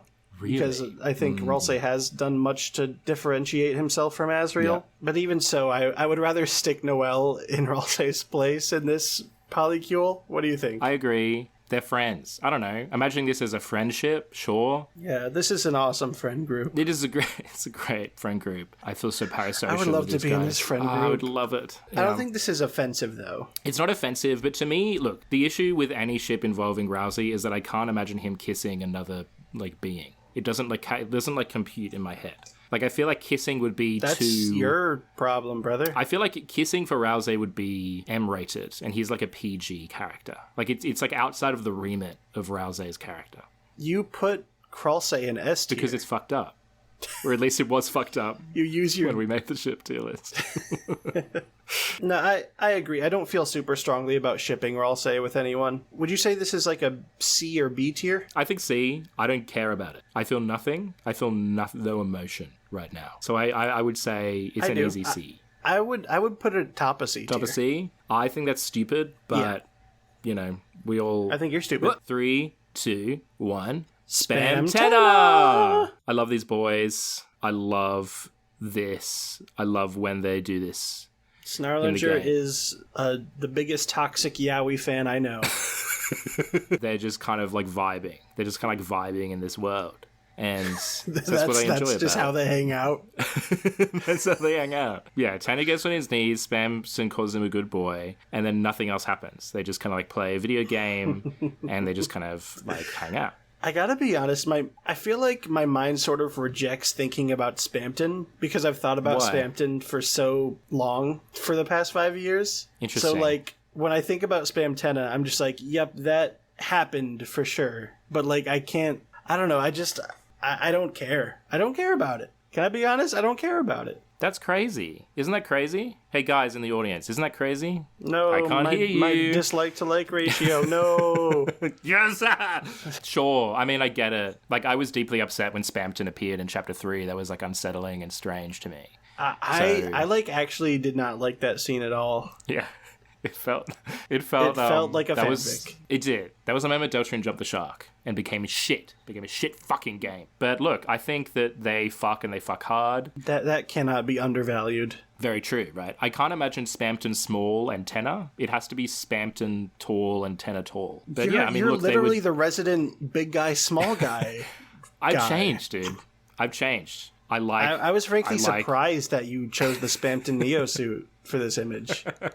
I like heterosexual ships now. I like it when both people are tall. Something's happened to me. I'm a different guy. What tier do you want to put this one in? This one is fucking S? It's like for real S. Can we put it low S if we're going S? I guess. Fuck you for making me put Cruzy in A tier, man. This does not belong above Cruzy. Look, you could put Spamtenna in S if you move Cruzy up to S. I would never give you. This is my final offer. That's your final offer? Fine. I don't care. You don't have an inch to give. You will never find joy. You will never be happy. And I'll make sure of that personally. Okay. I'm waiting. Okay. I feel lightheaded. Fuck buddies. Do you like how I altered the pushing buddies sign? I was proud of that. I was really excited to see that. Thank you. What are we gonna call it? Fuck, but I feel like we're just talking about. I don't want to call it fuck. Why? Weatherouxls. All right, yeah, buddies. But we've already started. What are you afraid? But it's Weatherouxls. You're afraid to say fuck buddies? You're afraid to say fuck buddies? Just doesn't invoke anything about the ship. They're fuck buddies. They fuck, buddy. Buddy, they fuck, all right? It was interesting because it's weird. Are they still together at the end of, like, in Chapter 4? No. I feel like wasn't there a line from the Weather People where they're just like, yeah, like, we're still in love with him or something?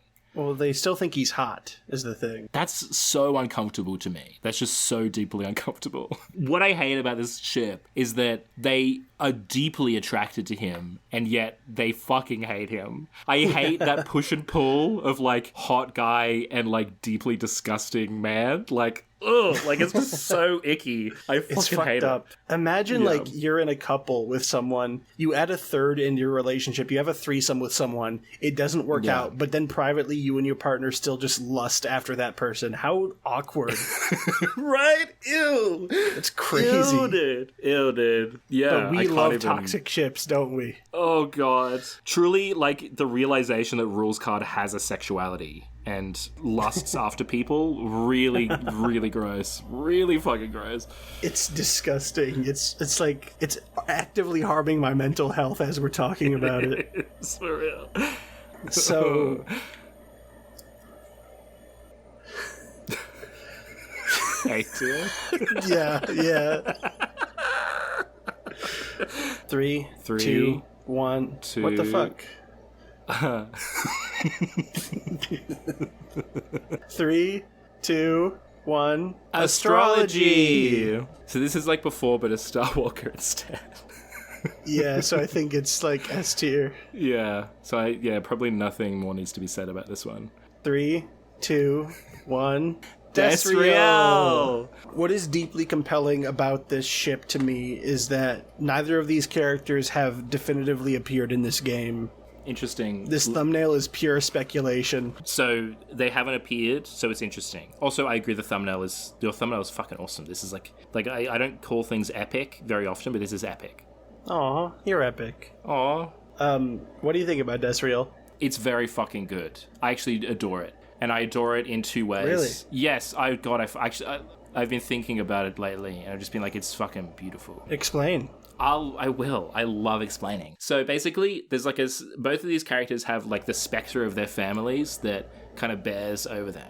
So like December obviously has like Carol, who is sort of like a helicopter parent maybe, and maybe probably like abusive or something, right? Carol's fucked up. And then Rudy maybe enables whatever the fuck is going on there. I don't know what's going on. But it's like fucked up, right? Sure. And so Des feels trapped. But also Azriel, I feel like probably also feels trapped in a different way. I feel like Kris envies Azriel because Azriel is like the golden boy and Azriel gets all the awards and all the attention.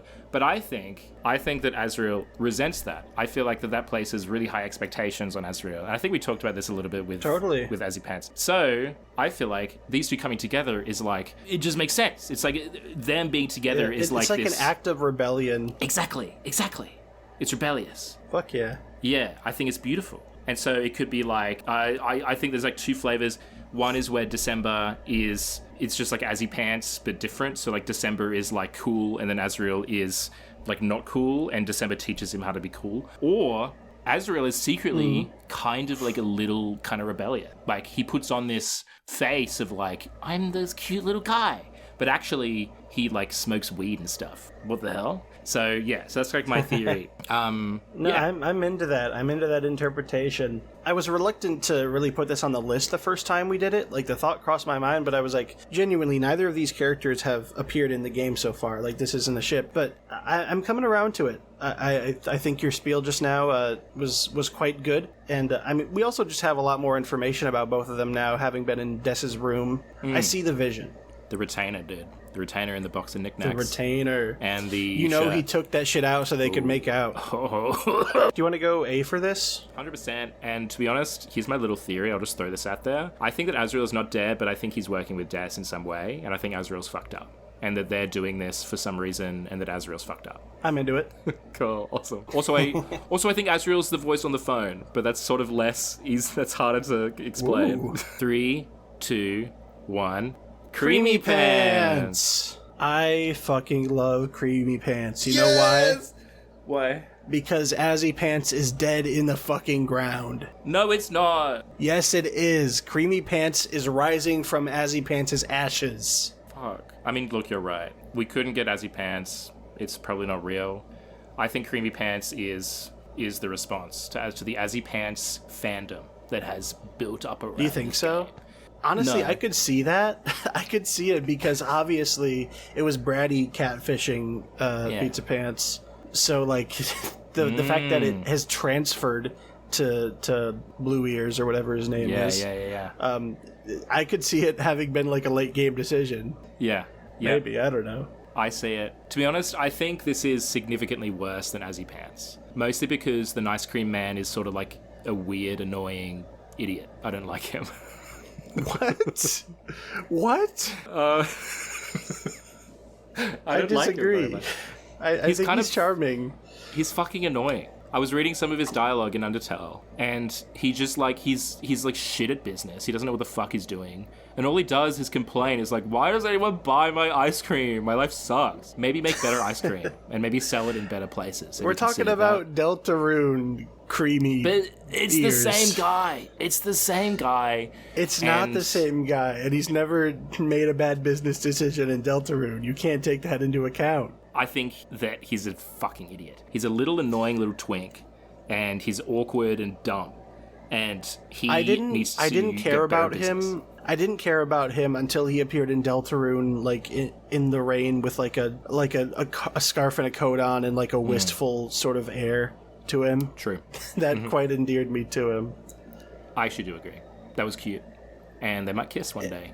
I can't imagine Burger Pants kissing him. Like, it is sort of incomprehensible in a way that Azzy Pants isn't. Azzy Pants is very comprehensible to me. I think the opposite. That's because you're wrong about I think things. Blue Ears is going to pull Burger Pants out of his like incel squalor and and force him to force gay him. And I think that's beautiful. Dude. Wow. So this will be Pizza Pants' arc, is he will become like a normal guy because he gave him cookies. Huh. S tier? Steer. I don't think it's that good, dude. I think this What about is like bottom A? bottom A. That's so high. High B? So high. High B? High B.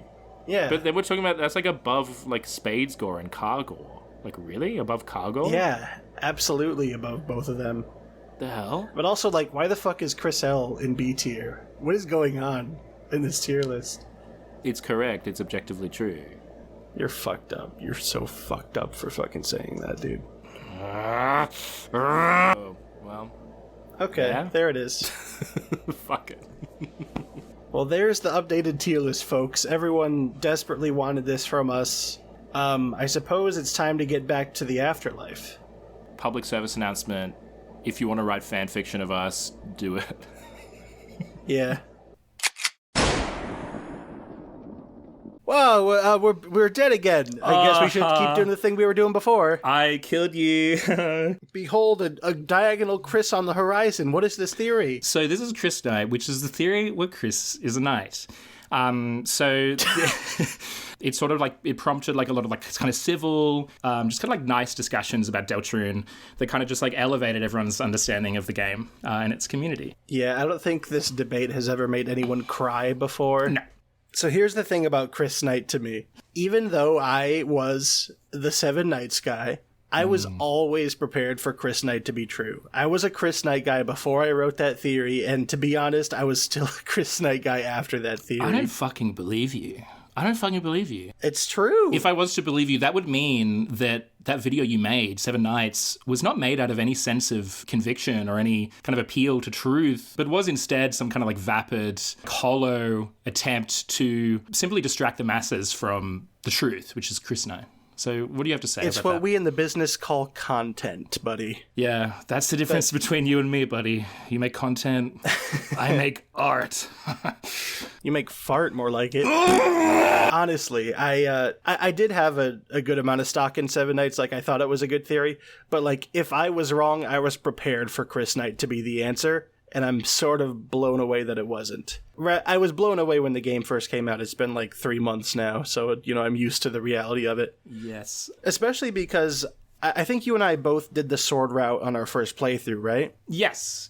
And the sword route is very, like there's that scene with Tenna, right? In like the darkness. Exactly, yeah. It is very Kris Knight coded. Yeah, because Tenna says, like, he did what Kris asked of him, and then later in the mandatory cutscene, Tenna talks about how the Roaring Knight appeared and made him an offer. Yep. So, like, for that entire scene, I was like, oh, Kris is, like, 100% the knight, and then the fucking knight shows up. To be honest, I don't think I was even fucking thinking about Kris Knight in that scene. I was just, like, sort of having a panic attack throughout the entire fucking sword route.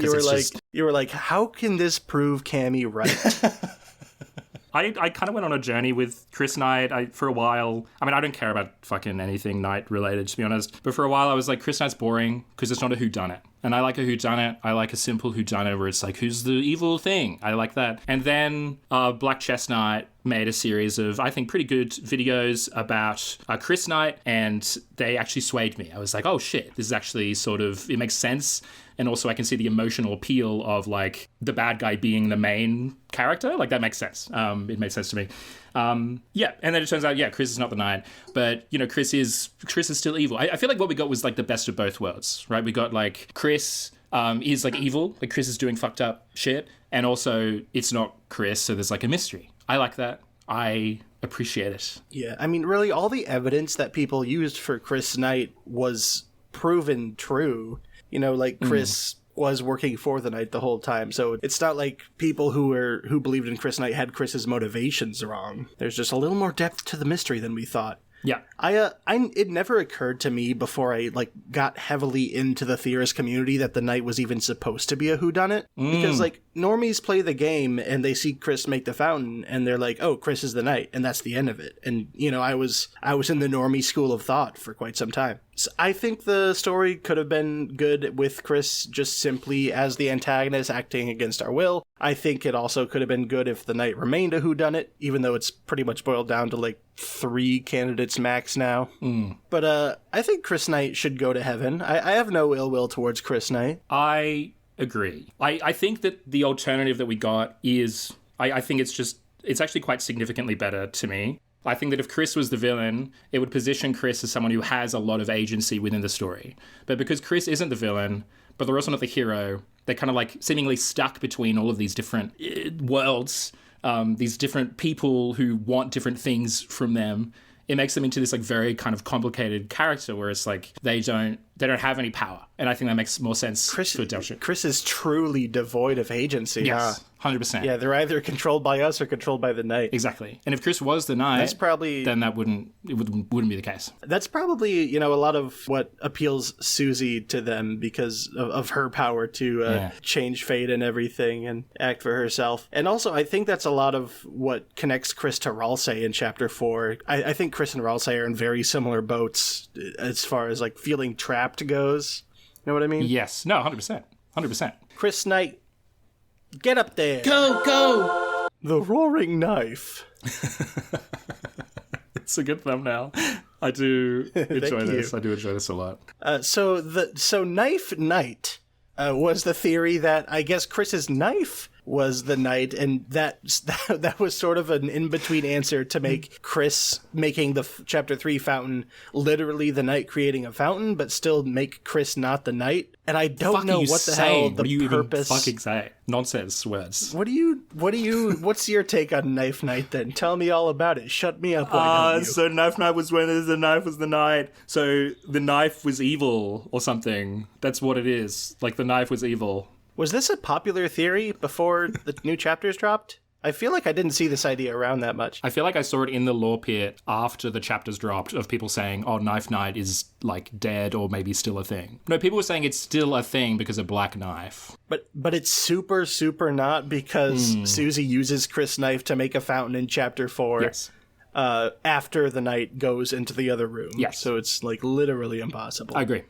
Yeah. And to be honest, like, what the fuck would this do for the story? Like, this is just like saying, this is just Kris Knight with extra steps, right? I guess so. I mean, if the knife is sentient, like if the knife is a character, then that's sort of similar to what's going on at the moment, where it's like Kris isn't the Knight, they're not fully evil, but they have this evil thing that's like, doing shit with them that has blackmailed them or something, right? So it's like if the knife is evil, yeah, but then... like instead of like their childhood friend controlling them, it's just like an inanimate object that they own who they choose to bring to life, bossing them around, and they just have to take it. I guess, yeah. I don't know. I think it to me it ties inherently into like the Dustners idea. Like I think to make Knife Knight interesting. Okay, I feel like if Night Knife, if Night Knife was real, it would have to be Asriel's dust.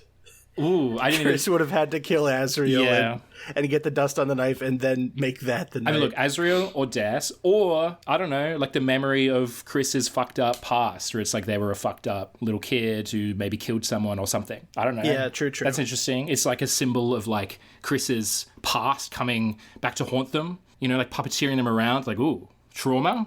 I think that's compelling, but also I think that's what Aram is. Yes. Or Nightmare Boss, as you would prefer to call them.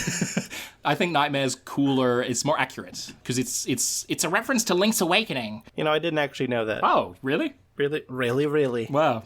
Anyways, where were we? Knife Knight. Yeah. Look, it's kind of boring, but it's kind of cool. I don't fucking care. Kill it. I don't know. Kill it. Send it to hell? Do you have anything? I think we should kill it. Yeah. Die! Bye-bye. Wow, what's over there? It's Vessel Knight. So this is the theory of the vessel is the Knight. Curious. So this theory, I think, the canonical version of this one is from Oblivion Theory, which is made by Wendy Doodles, who is a prolific tweeter and artist in the Deltarune Shout out to community. Alex, Wendy Doodles. Yeah. And Oblivion Theory is... This is very exciting for me because the Vessel Knight was always like on my list of Knight candidates, right? It was just like one of the candidates that we know nothing about, so it's hard to theorize about.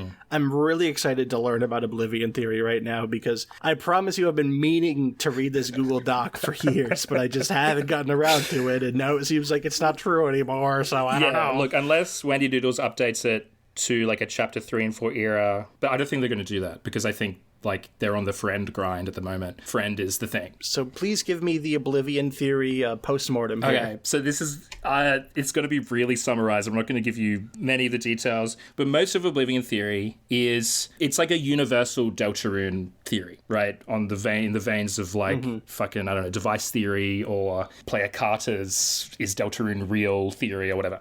So it's like, stuff about how Deltarune is the Gaster's magic plan and Dark World's a form of escapism and we're the angel and we'll be banished into our world at the end of the game, right? To me, the heart of Oblivion Theory is the Vessel Knight section, which is at the end of the document. Wendy Doodles postulates that the vessel is not a physical vessel, but is actually a spiritual vessel. When we created the vessel... A spiritual vessel, which is like, oh, that kind of... I don't know. That's sort of exciting to me. We filled the vessel. When we created it, we filled it with our hopes and dreams. We want this game to look like this, and we filled it with those hopes and dreams. It represents... I filled it with my disgust, personally. It represents our connection to the work, according to Oblivion Theory. And the vessel acts autonomously on our desire to experience more Deltarune by creating more and more Dark Fountains, right? In so doing, creating more and more game.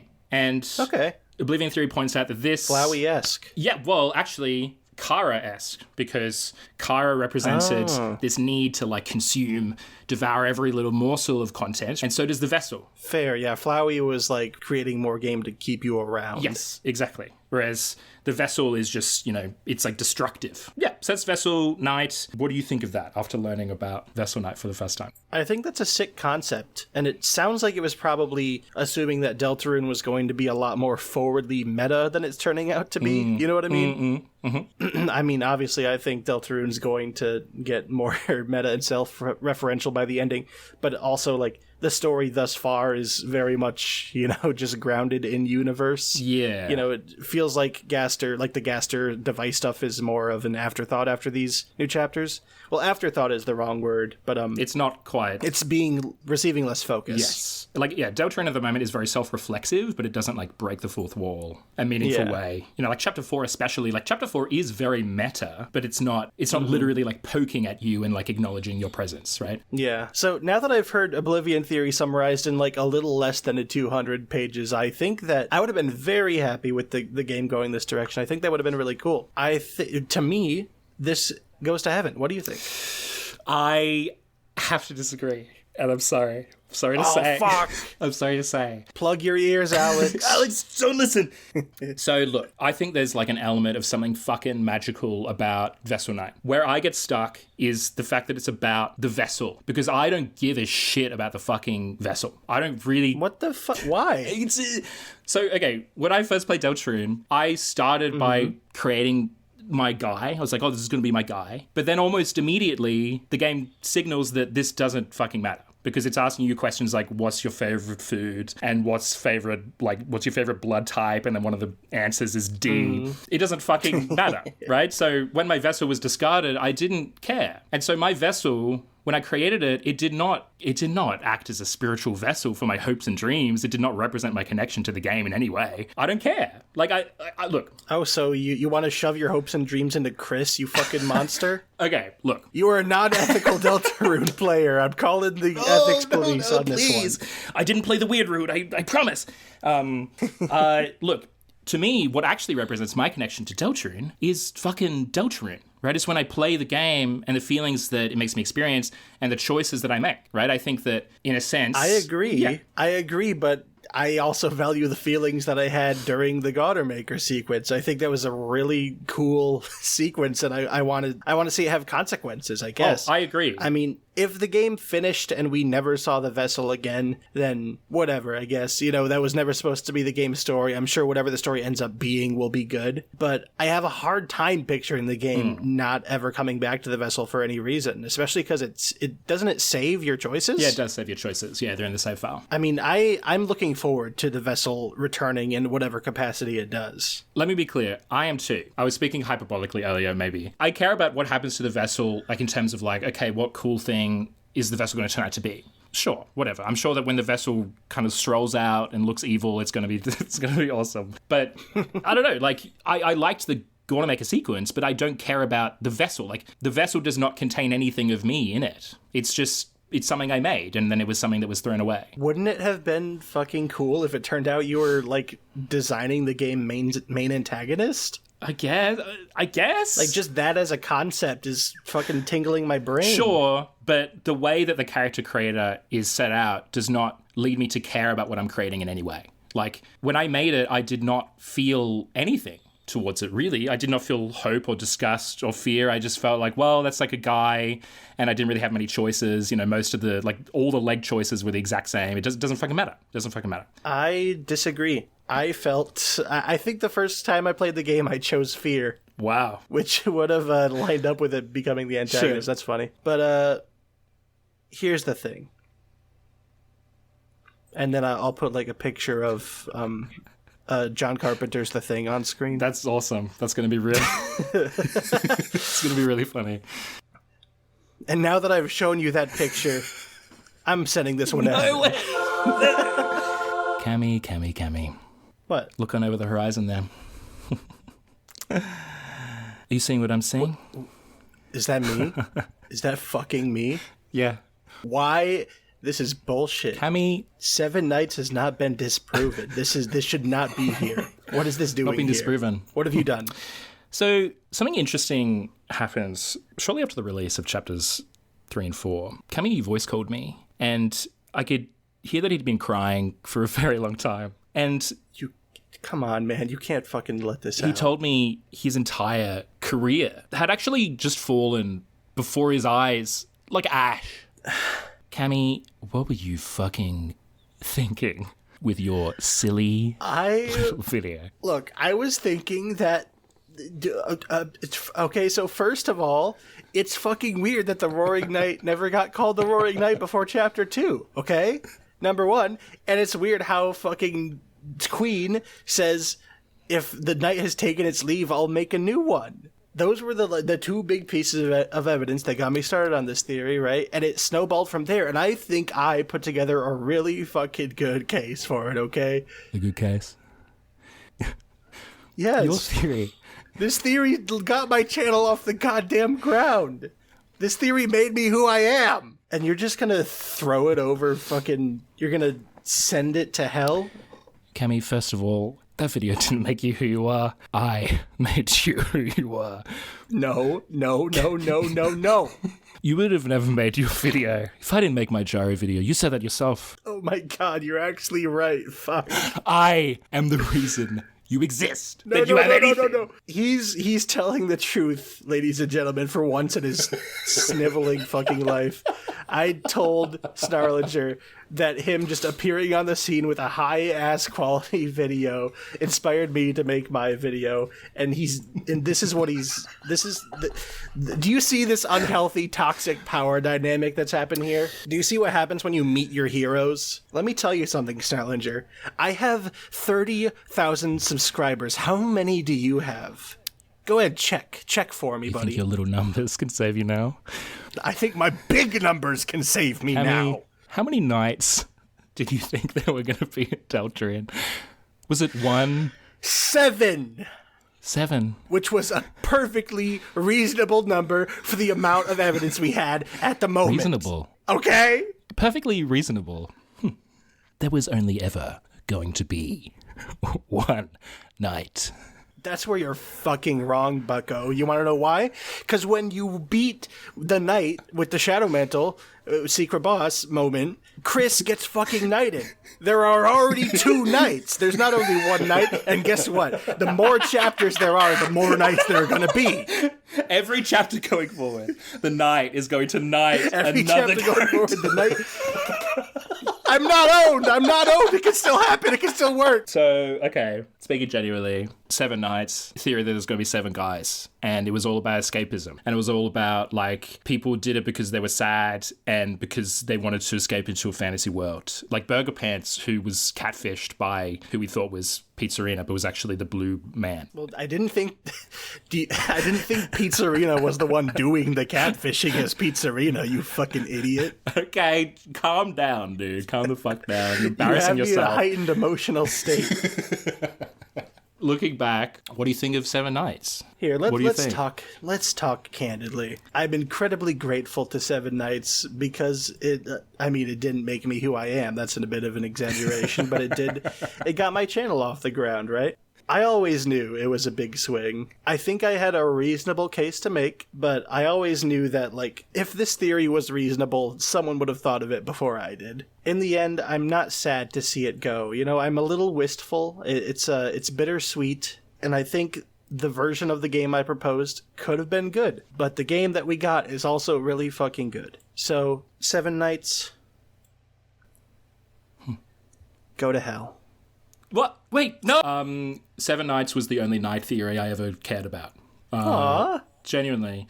I was really put off by the thumbnail because I was like, I don't want any more Knight videos. I'm like so sick of this shit. And then on a whim, I just decided to watch it. And I was like, fuck. Like, this is like extremely well written and like very entertaining. And also it's like fun. Like, I feel like no other Knight theory prior to that point was fun. And that was the only fun one. And what I want is fun. I just want to have fun. I'm just a fun guy. So I would say it would go to heaven, but you already made the executive decision to send it to the bowels of the earth. So, Salinger, for even just for a moment while recording these videos, I feel like maybe we are friends.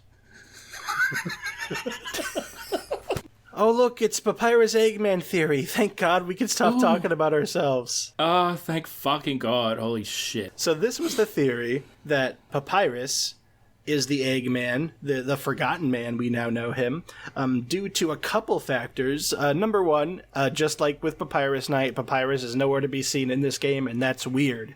Number two, Papyrus, in his dating HUD in Undertale, on his date with him, when all the cool gizmos and gadgets come in from the sides of the screen, there's just an egg on the bottom left corner. And number three, on like some pieces of Undertale merch, for some reason, there's Papyrus sticking his head out from behind a red tree, which is bizarre because he never fucking does that in Undertale. There are no red trees in Undertale. And let me be honest, I don't believe this theory, but I have to come to bat for it, just like I did for Papyrus Knight. I don't think this is disproven. I don't know why it's on the disproven theory list. I think there's still room for this to be true. Is the evidence for this? There's no fucking way.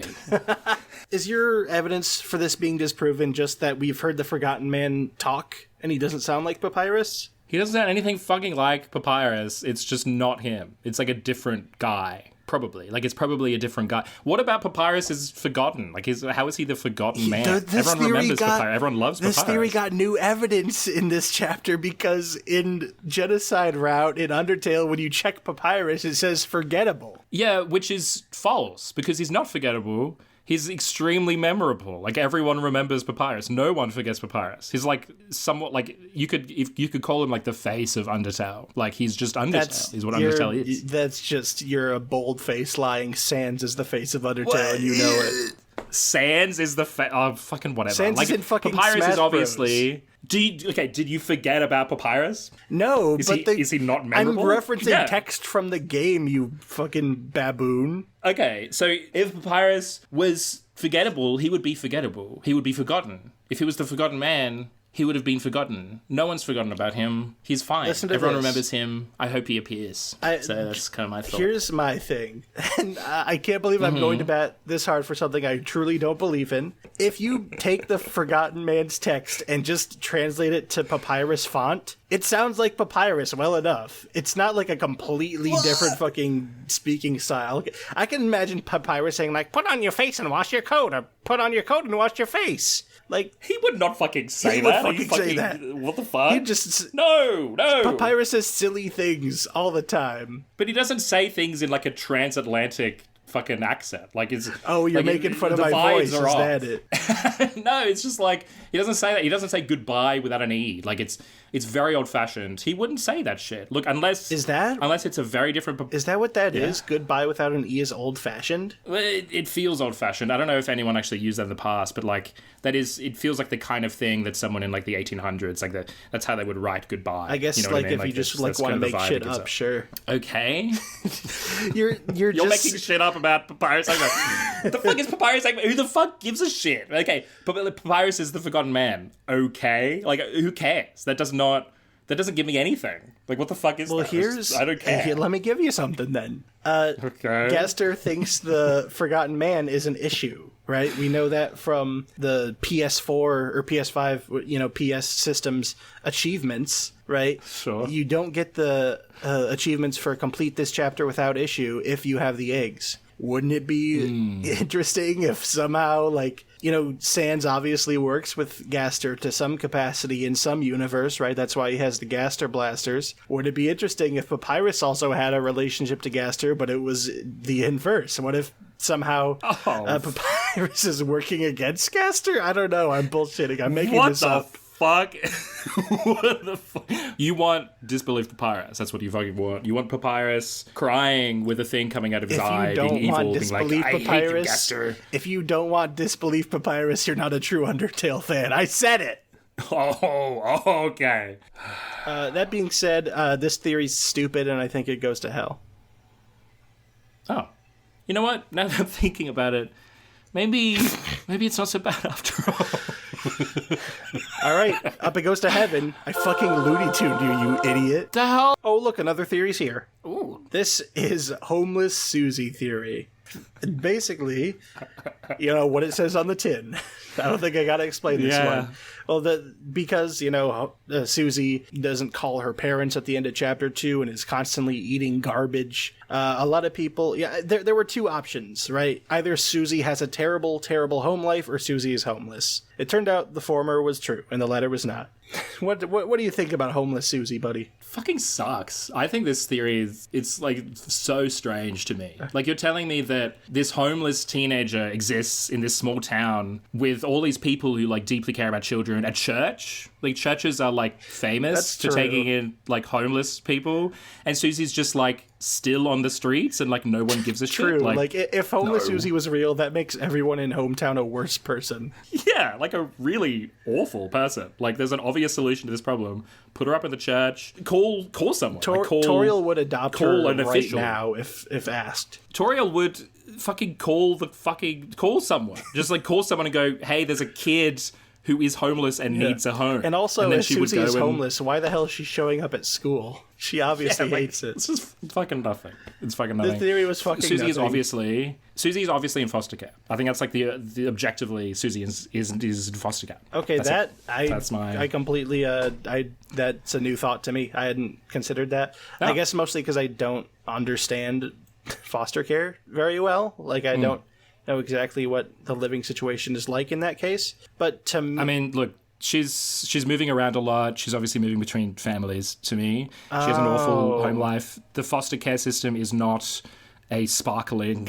institution. It's a very sad and scary place for children. That makes a lot more sense than Susie living with her parents and also moving a lot, because obviously they're not in a good financial situation. Why would her parents be moving for work a lot if they don't work? Yeah. Doesn't make sense. I mean, look, maybe, I don't know. I'm not against the idea of Susie not being in foster care, but to me it just seems obvious that she's in foster care. That's a great point. I've never considered it before, and now I think I believe it. My magic words. Yes! Your magic words have regained their power. Oh, I love having power. Yes. So Homeless Susie goes to hell. Sorry to do it to you, Homeless Susie. I feel real bad saying that sentence. Whoa. To make up for what I just said, I'll be donating to a charity. I'll put the donation on screen. Really? Yeah, fuck it. And now another theory is here. Another one. I'm bored. This is the theory that Gaster was the Valentine's letter author. So if you don't know, because I guess this is probably more deep Deltarune fan lore at this point. But in Valentine's Day of 2024, during the quarterly Undertale Deltarune newsletter, random Valentines got sent out to all the people who got newsletters with Valentines from different characters. But there was this one weird, mysterious Valentine that only got sent out to one person, Cerise on Twitter, link in the description, I guess. And it was this weird fuck-ass letter. I'm not going to read out the whole thing here, but it was in all caps, and it said you can't make out the words, you have to squint your heart to read it or some shit like that. And people were like, this is obviously Gaster because there's no other weird character who speaks in all caps to us. But there is now another weird character who speaks in all caps to us and talks exactly like the letter writer, and that is the Forgotten Man, which means Gaster is not the letter writer. Or I guess if he is the Forgotten Man, then he is, but it feels like the Forgotten Man and Gaster are two different things, so let's not, I agree. Yeah. I actually think it would be really boring if they were the same guy. I feel like it would just make every mysterious thing into Gaster, and I'm sort of just tired of Gaster. Gaster, you can take a back seat. Let all these other weird freaks come out. I'm fine with that. And also, they're at odds, at least from what we know from the PlayStation achievements. True. Good point. Unless it's like the two sides of Gaster that are competing. But the thing about this theory is that I love this theory a lot more than other people did, because I wanted Gaster to be silly. People were like, no, this can't be Gaster, because Gaster is like scary and creepy and a villain, and he's really cool, and I've headcanoned him for 10 years to be really cool and scary. He can't tell me to wash my face and put on my coat or the other way around, because that would make him silly, and I want Gaster to be silly. And my opinion on this was always let Gaster be fucking silly. Interesting. Spooky dude, no disrespect. I sort of resonate with that in a way. Like, I agree that, yeah, Gaster was just sort of like a fanon. Like, Gaster is just sort of like a fanon creation. But, like, I think if Gaster was just silly, I think it genuinely would kind of suck in a big way. I think that it would deflate a lot of the tension and, like, mystery in Deltarune if Gaster was just some silly guy. If he was a silly guy... he can be mysterious and silly. Yeah, true. I mean, that's what the Forgotten Man is, That's right? fair. If he was silly and fucked up and evil, okay, I can take that. But he needs to be sort of fucked up, right? As long as he's fucked up, I'm sort of okay with Gaster. That's fine. I think he could have been fucked up and silly, and I was all the more happy for it to be that way. When I remember the first time I read this letter, I was high on marijuana. And I was like, my mind was blown. I was like, we have like actual Gaster dialogue for the first time since 2015 or whatever. Yeah. This is mind blowing. We finally know something about Gaster's personality. That's what it was for me. I was like, we finally understand something more about Gaster as a person, and now that's been taken away from me. I mean, like, to be real, like, that was the point. So, like, I think we were obviously meant to think that this was Gaster. Like, the writing style was very Gastery, and like you had the X's in the URL that looks like WD Gaster or whatever. Like, obviously, it was meant to look like Gaster. Yeah, I have come around to your point, actually. I think, yeah, sure, Gaster can be a little silly. That's fine. As long as he's also threatening and fucked up. Yeah, okay. So does this go to heaven, in your opinion? I would put it to heaven purely because it symbolizes an iconic moment in Deltarune fandom history. Bye-bye. I kissed it. I kissed the theory. Oh my god, there's this survivor.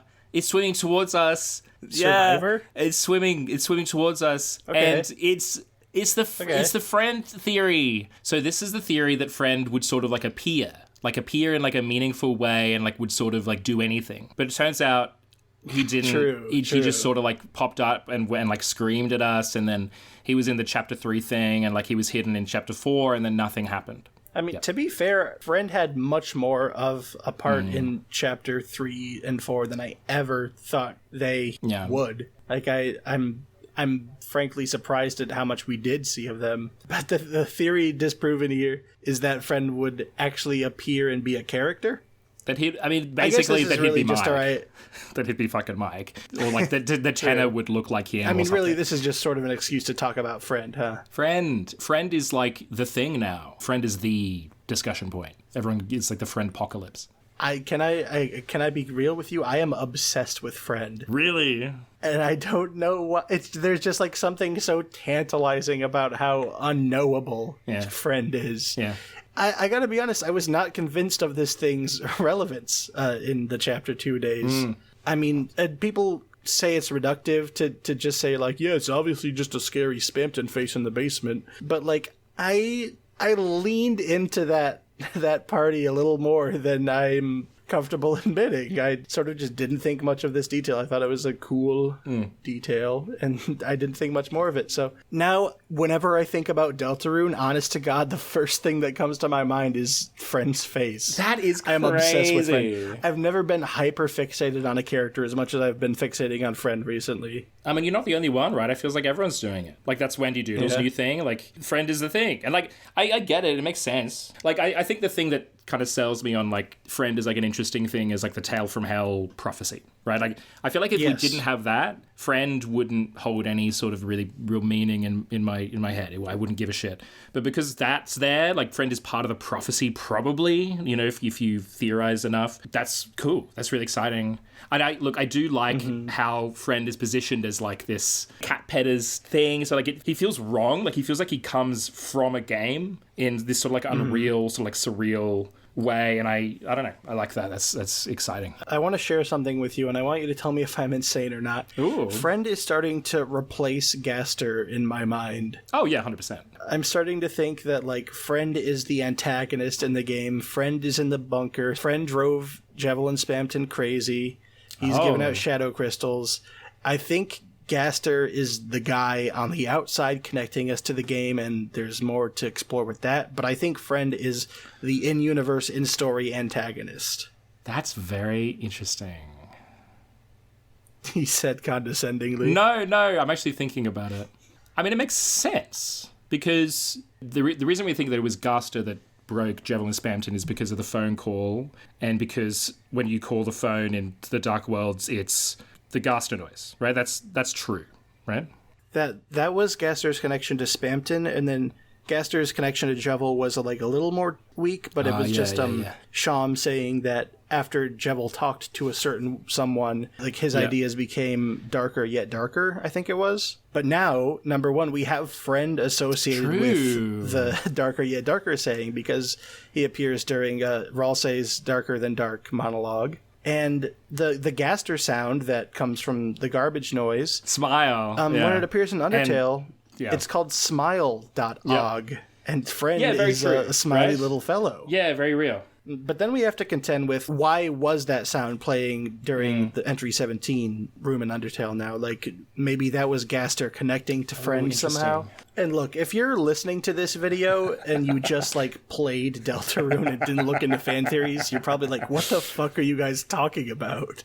This thing appeared in a cutscene, like, once. What do you mean he's the main villain? Look, you're just not on our level, okay?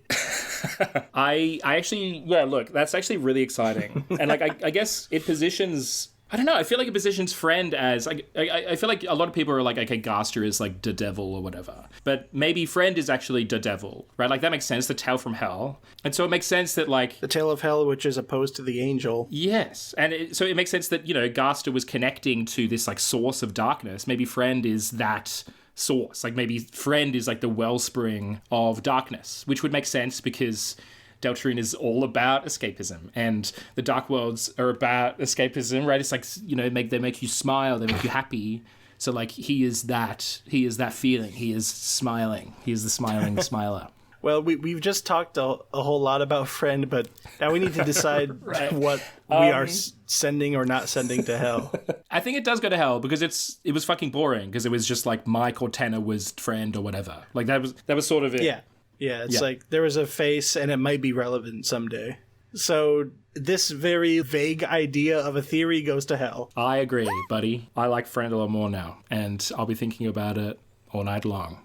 And here is the next theory, and this is sort of similar to the last one we This is sort of similar to the last one we discussed in that it's not one consolidated theory, but basically the entire concept of Mike that we had before chapters 3 and 4 has completely gone out the window. It's Mike is everything and Mike is nothing. And to be honest, I love the Mike room because it's a big love letter to the fan base, right? Like if you weren't part of the Theorize It community before chapter 3 and 4 came out, you might not like understand it fully, but like the entire room is full of references to popular theories from that era. And it's like really like it's a beautiful, sweet, exciting like love letter to that era of the fandom, right?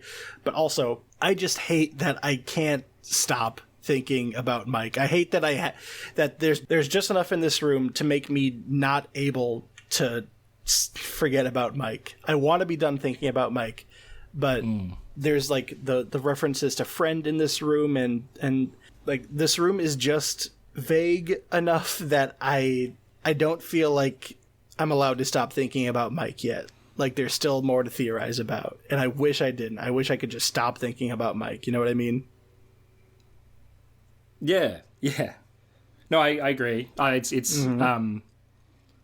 Sorry, is something up? What? Sorry, you look different. What are you? It's fine. Here, just no. It's let's just keep going. Okay.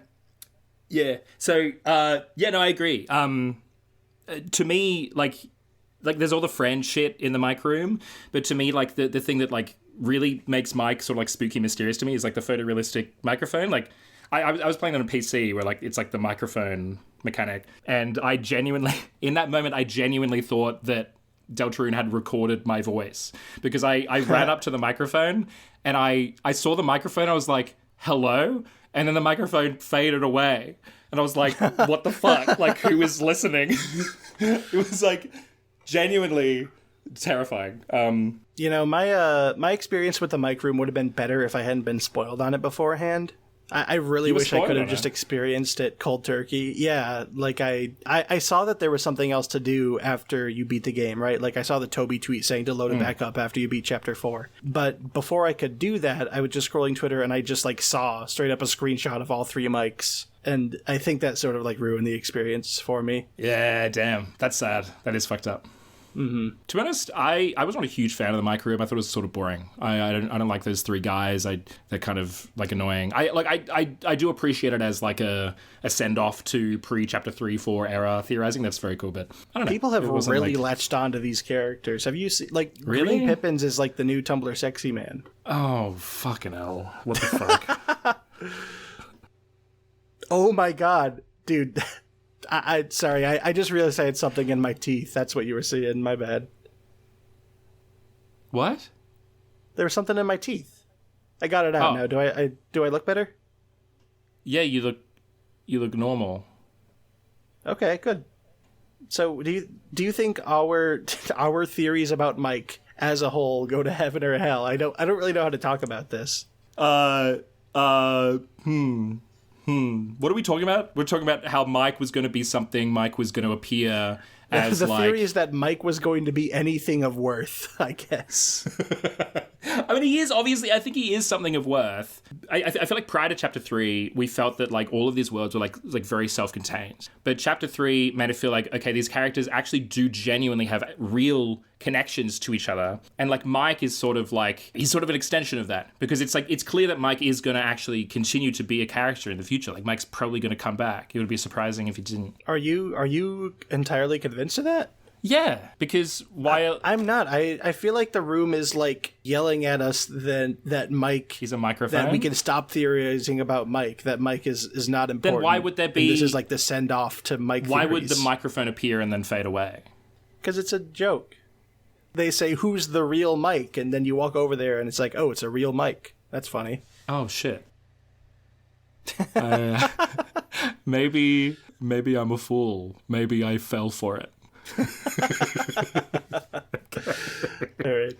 People are going to be mad at us for trashing Mike. Where do we send the I don't know. mics? Send it to hell. I don't care about Mike anymore. Send it to hell. I don't give a shit anymore. Get out of here. Hey, look, it's the next theory in the video. This is the discarded secret bosses theory.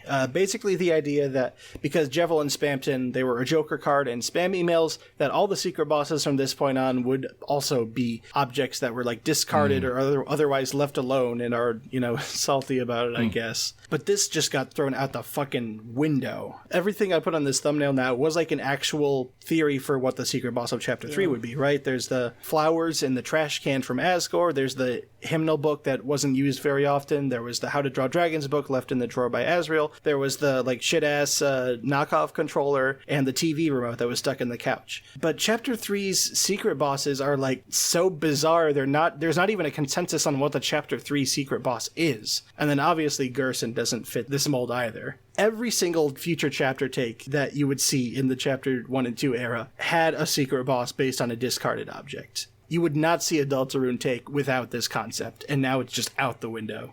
Yeah. No, very real. And honestly, I think that fucks. I think that's awesome. Me too. I think we've already talked about in this video of like, I'm glad that Deltarune isn't like formulaic. It's good. 100%. It's so fun not knowing what the hell to expect in the future now. And I think it's obvious that like the idea of like a discarded thing, like a discarded person or object, a forgotten memory, like these are obviously really important themes in Deltarune, but they're not just being explored through the secret bosses, right? Like they're not being exemplified by that. Like Tenna was discarded, right? I'm like, that's his whole thing. And you know, King was too. Like the whole card kingdom was. But Queen wasn't, right? Queen is just like a laptop who is presumably still being used, right? It's like, it's not it's not this like puzzle box. Like it's not like a calculus. It's just a story where this theme is being explored and that's cool. That's normal and cool. And it doesn't need to follow these really strict patterns to explore these themes meaningfully. Yes. 100%. That said, I fucking loved so many of those like secret boss ideas for chapter 3 in particular. I think there was like a flower one where it was like a 3D model coming out of like a roiling sea or something. That was so cool. Immortal hydrangea. Yes. Oh my god, it's so fucking cool. Super sick. Or there was like one that was like flowy. It was like a fucked up flowy. Pedally. Yeah, pedally. Yeah, so cool. I don't know, just fucking awesome. A lot of really awesome fan works came from this theory. Yes, 100%. And in a way, because Deltarune feels less formulaic now, I feel like we're probably going to see less of that. Like, we're going to see less of those kinds of fan art. And that is sad. That is actually quite sad, isn't it? It is. You know what? Everyone agrees that Flower King is going to be the next Dark World, and no one's talking about what discarded objects are in Flower King. Right? I hadn't even considered that. Yeah. Which is, I mean, it's sort of interesting looking back. Like, I feel like if chapters 1 and 2 didn't feel formulaic, that the fandom may not have sort of entertained itself for as long as it did in that hiatus. And that's sort of interesting. That's a great point to think about. That's true. The fandom, like, it like Deltarune Chapter 1 was great. Obviously, everyone was excited for a new Toby Fox game. But it did not see nearly as much a beautiful blossoming fandom as it did after Chapter 2, because Chapter 2 inspired people so much. Yeah. Really hadn't thought about it like that before. Yeah, but look, so I think for the sake of the story, it's obviously good that the story has become less like that. It's good. But even though, like, in similar situations, for that reason, we've sent theories to hell, but I don't know, I'm in a good mood with this one. I think it goes to heaven. Yeah, no, I agree. It only inspires joy within me, personally. Hell yeah. Wowee. And it's another theory. The second last theory. In the whole video. The whole video. Holy moly. Yeah, we're almost to the end. And I'm so excited, Cammy, to see who wins the MysticSlime challenge. That was a plot point. So this is the theory that all the secret bosses in Deltarune are based off of the 7 deadly sins, which is like sloth and envy and gluttony and whatever. We know them. We all know them. And so Jevil was pride, and Spamten was envy or greed or something. And that all this theory was scuffed from the start, man. Like, the fact that you had to reach for both of those. Like, I never put any stock in this theory for a second, man. I feel like any collection of 7 things, people are gonna try and make the 7 deadly sins connection, and sometimes it just doesn't work. If you had to map your 7 knights to the 7 sins, which one would be mapped to which sin? Oh shit. Okay, Burger Pants is lust. Asgore is pride or probably envy, right? Yeah, Asgore's envy. Susie is wrath? No. Never mind. This is harder than I thought it was. Yeah, it's pretty difficult. Oh, look, we were stretching to make a point. How interesting. Yeah, look, I sort of have a bugbear against theories like this, where it's just like, let's turn these like complex ideas or like characters into like one thing. Like, let's make them symbolic of like one thing. Yeah, and I know you're being serious because you just said bugbear.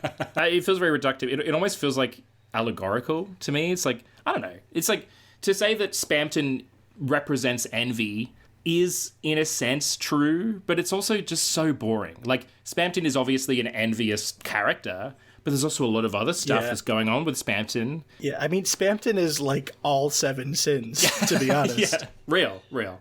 He's envy, he's greed, he's gluttony, he's lust. Any theory that reduces Deltarune into something simpler than it is does not spark joy within my soul. So true, bestie. Preach. I Okay, think we're in so agreement. let's send this to hell. Yeah. Yeah. Get out of here. Look up on over that ridge there, boy. See that? Huh? Where is it? Where is it, Papa? Swing that lasso around and around. See that?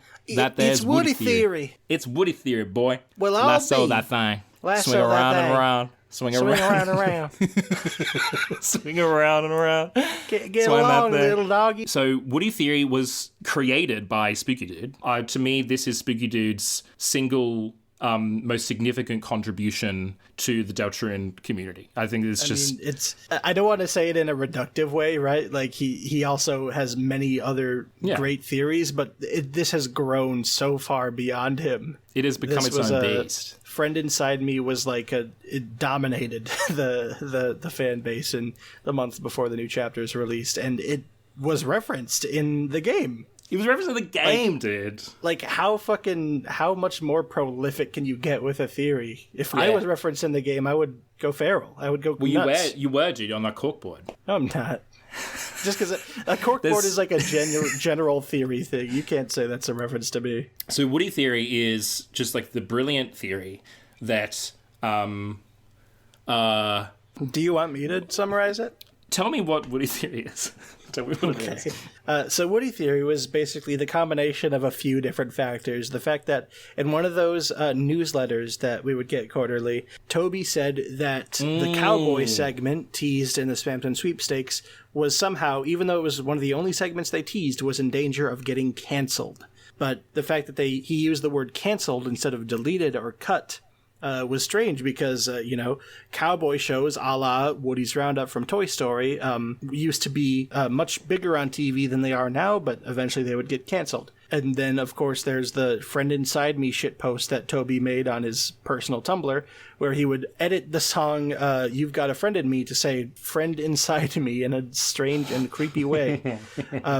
Those two factors combined. Basically, the theory was the secret boss of Chapter 3 would be an homage to Woody Toy Story. It would be like the canceled star of an old cowboy show. What a fantastic fucking theory. Holy shit. Like... Thanks, man. God fucking damn. I don't know how Spooky Dude feels about the legacy of Woody Theory, but I think he should be just so proud of what he has created and all the memes and art he has spawned. Like, fucking hell, man. Like, dude, and the fan concepts for bosses that have come out. Have you seen Pete and VB? Pete and Vagabond? I remember there was like a boss fight concept and it was like black and white and fucked up. Is that what you were referring to? Yeah, it's awesome. It's insane. It has like a lyrical bit near the end where the soundtrack, like, it's peak. I'll link in the description, of course.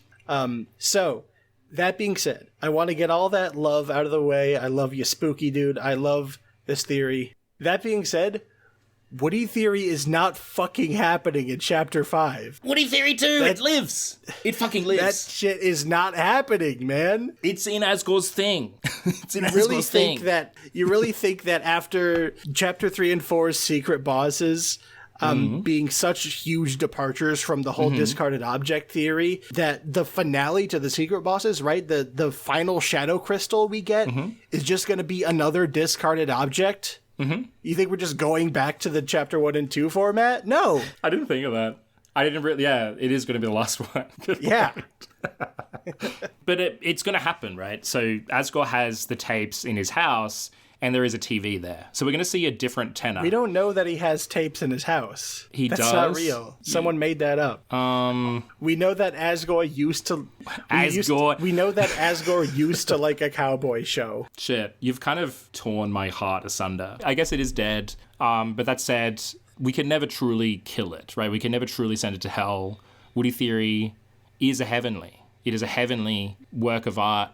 And Chapter 1 to 2 era Woody Theory goes to heaven. It lives forever on in our hearts. Yes. It was iconic. Chapter 3 to 4 era Woody Theory go to hell. No. Oh my god. No. Hey, thanks for doing that, boys. Oh shit, I forgot about you. Wait, who won? You did, little rat. Oh my god! Oh my god, this is awesome. I love iPod. Yay! Yay! Huh. he's finally happy. And now it's time for your judgment. My judgment? What do you...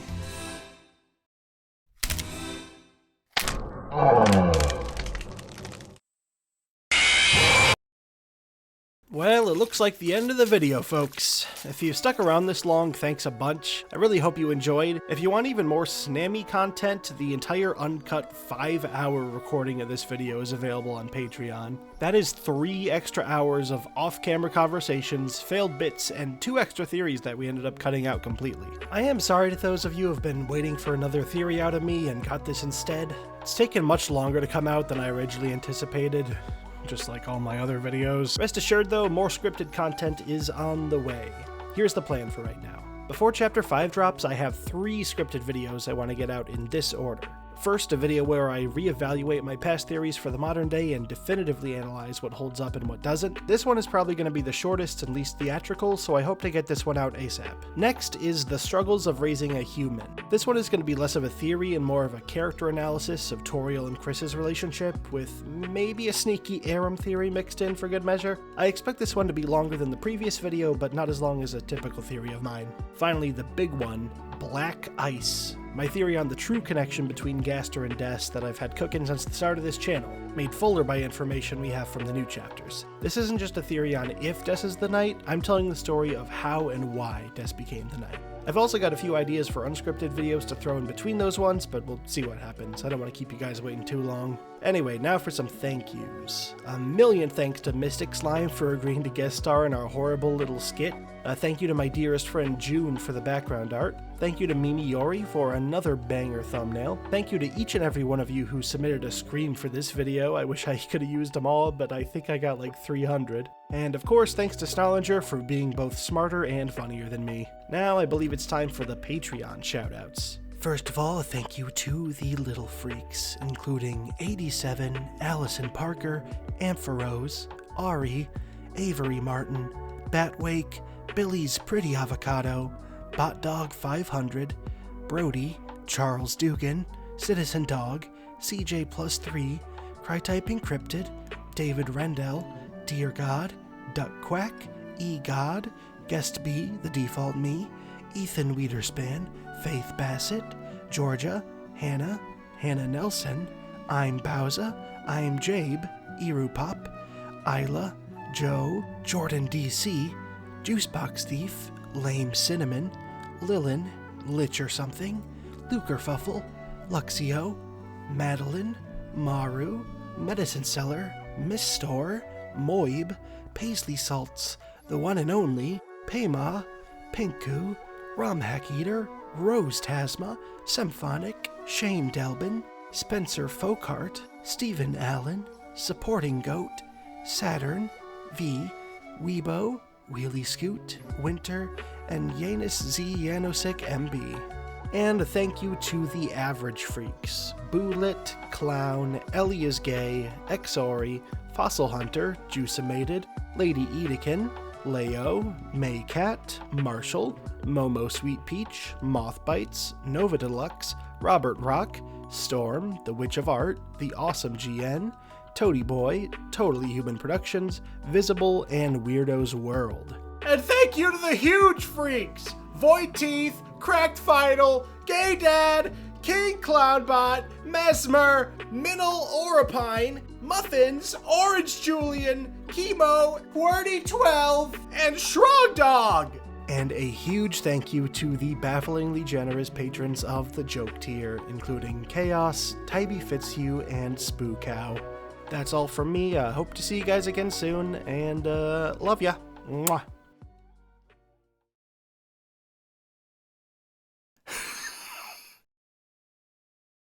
I've heard of pest control, but this is ridiculous.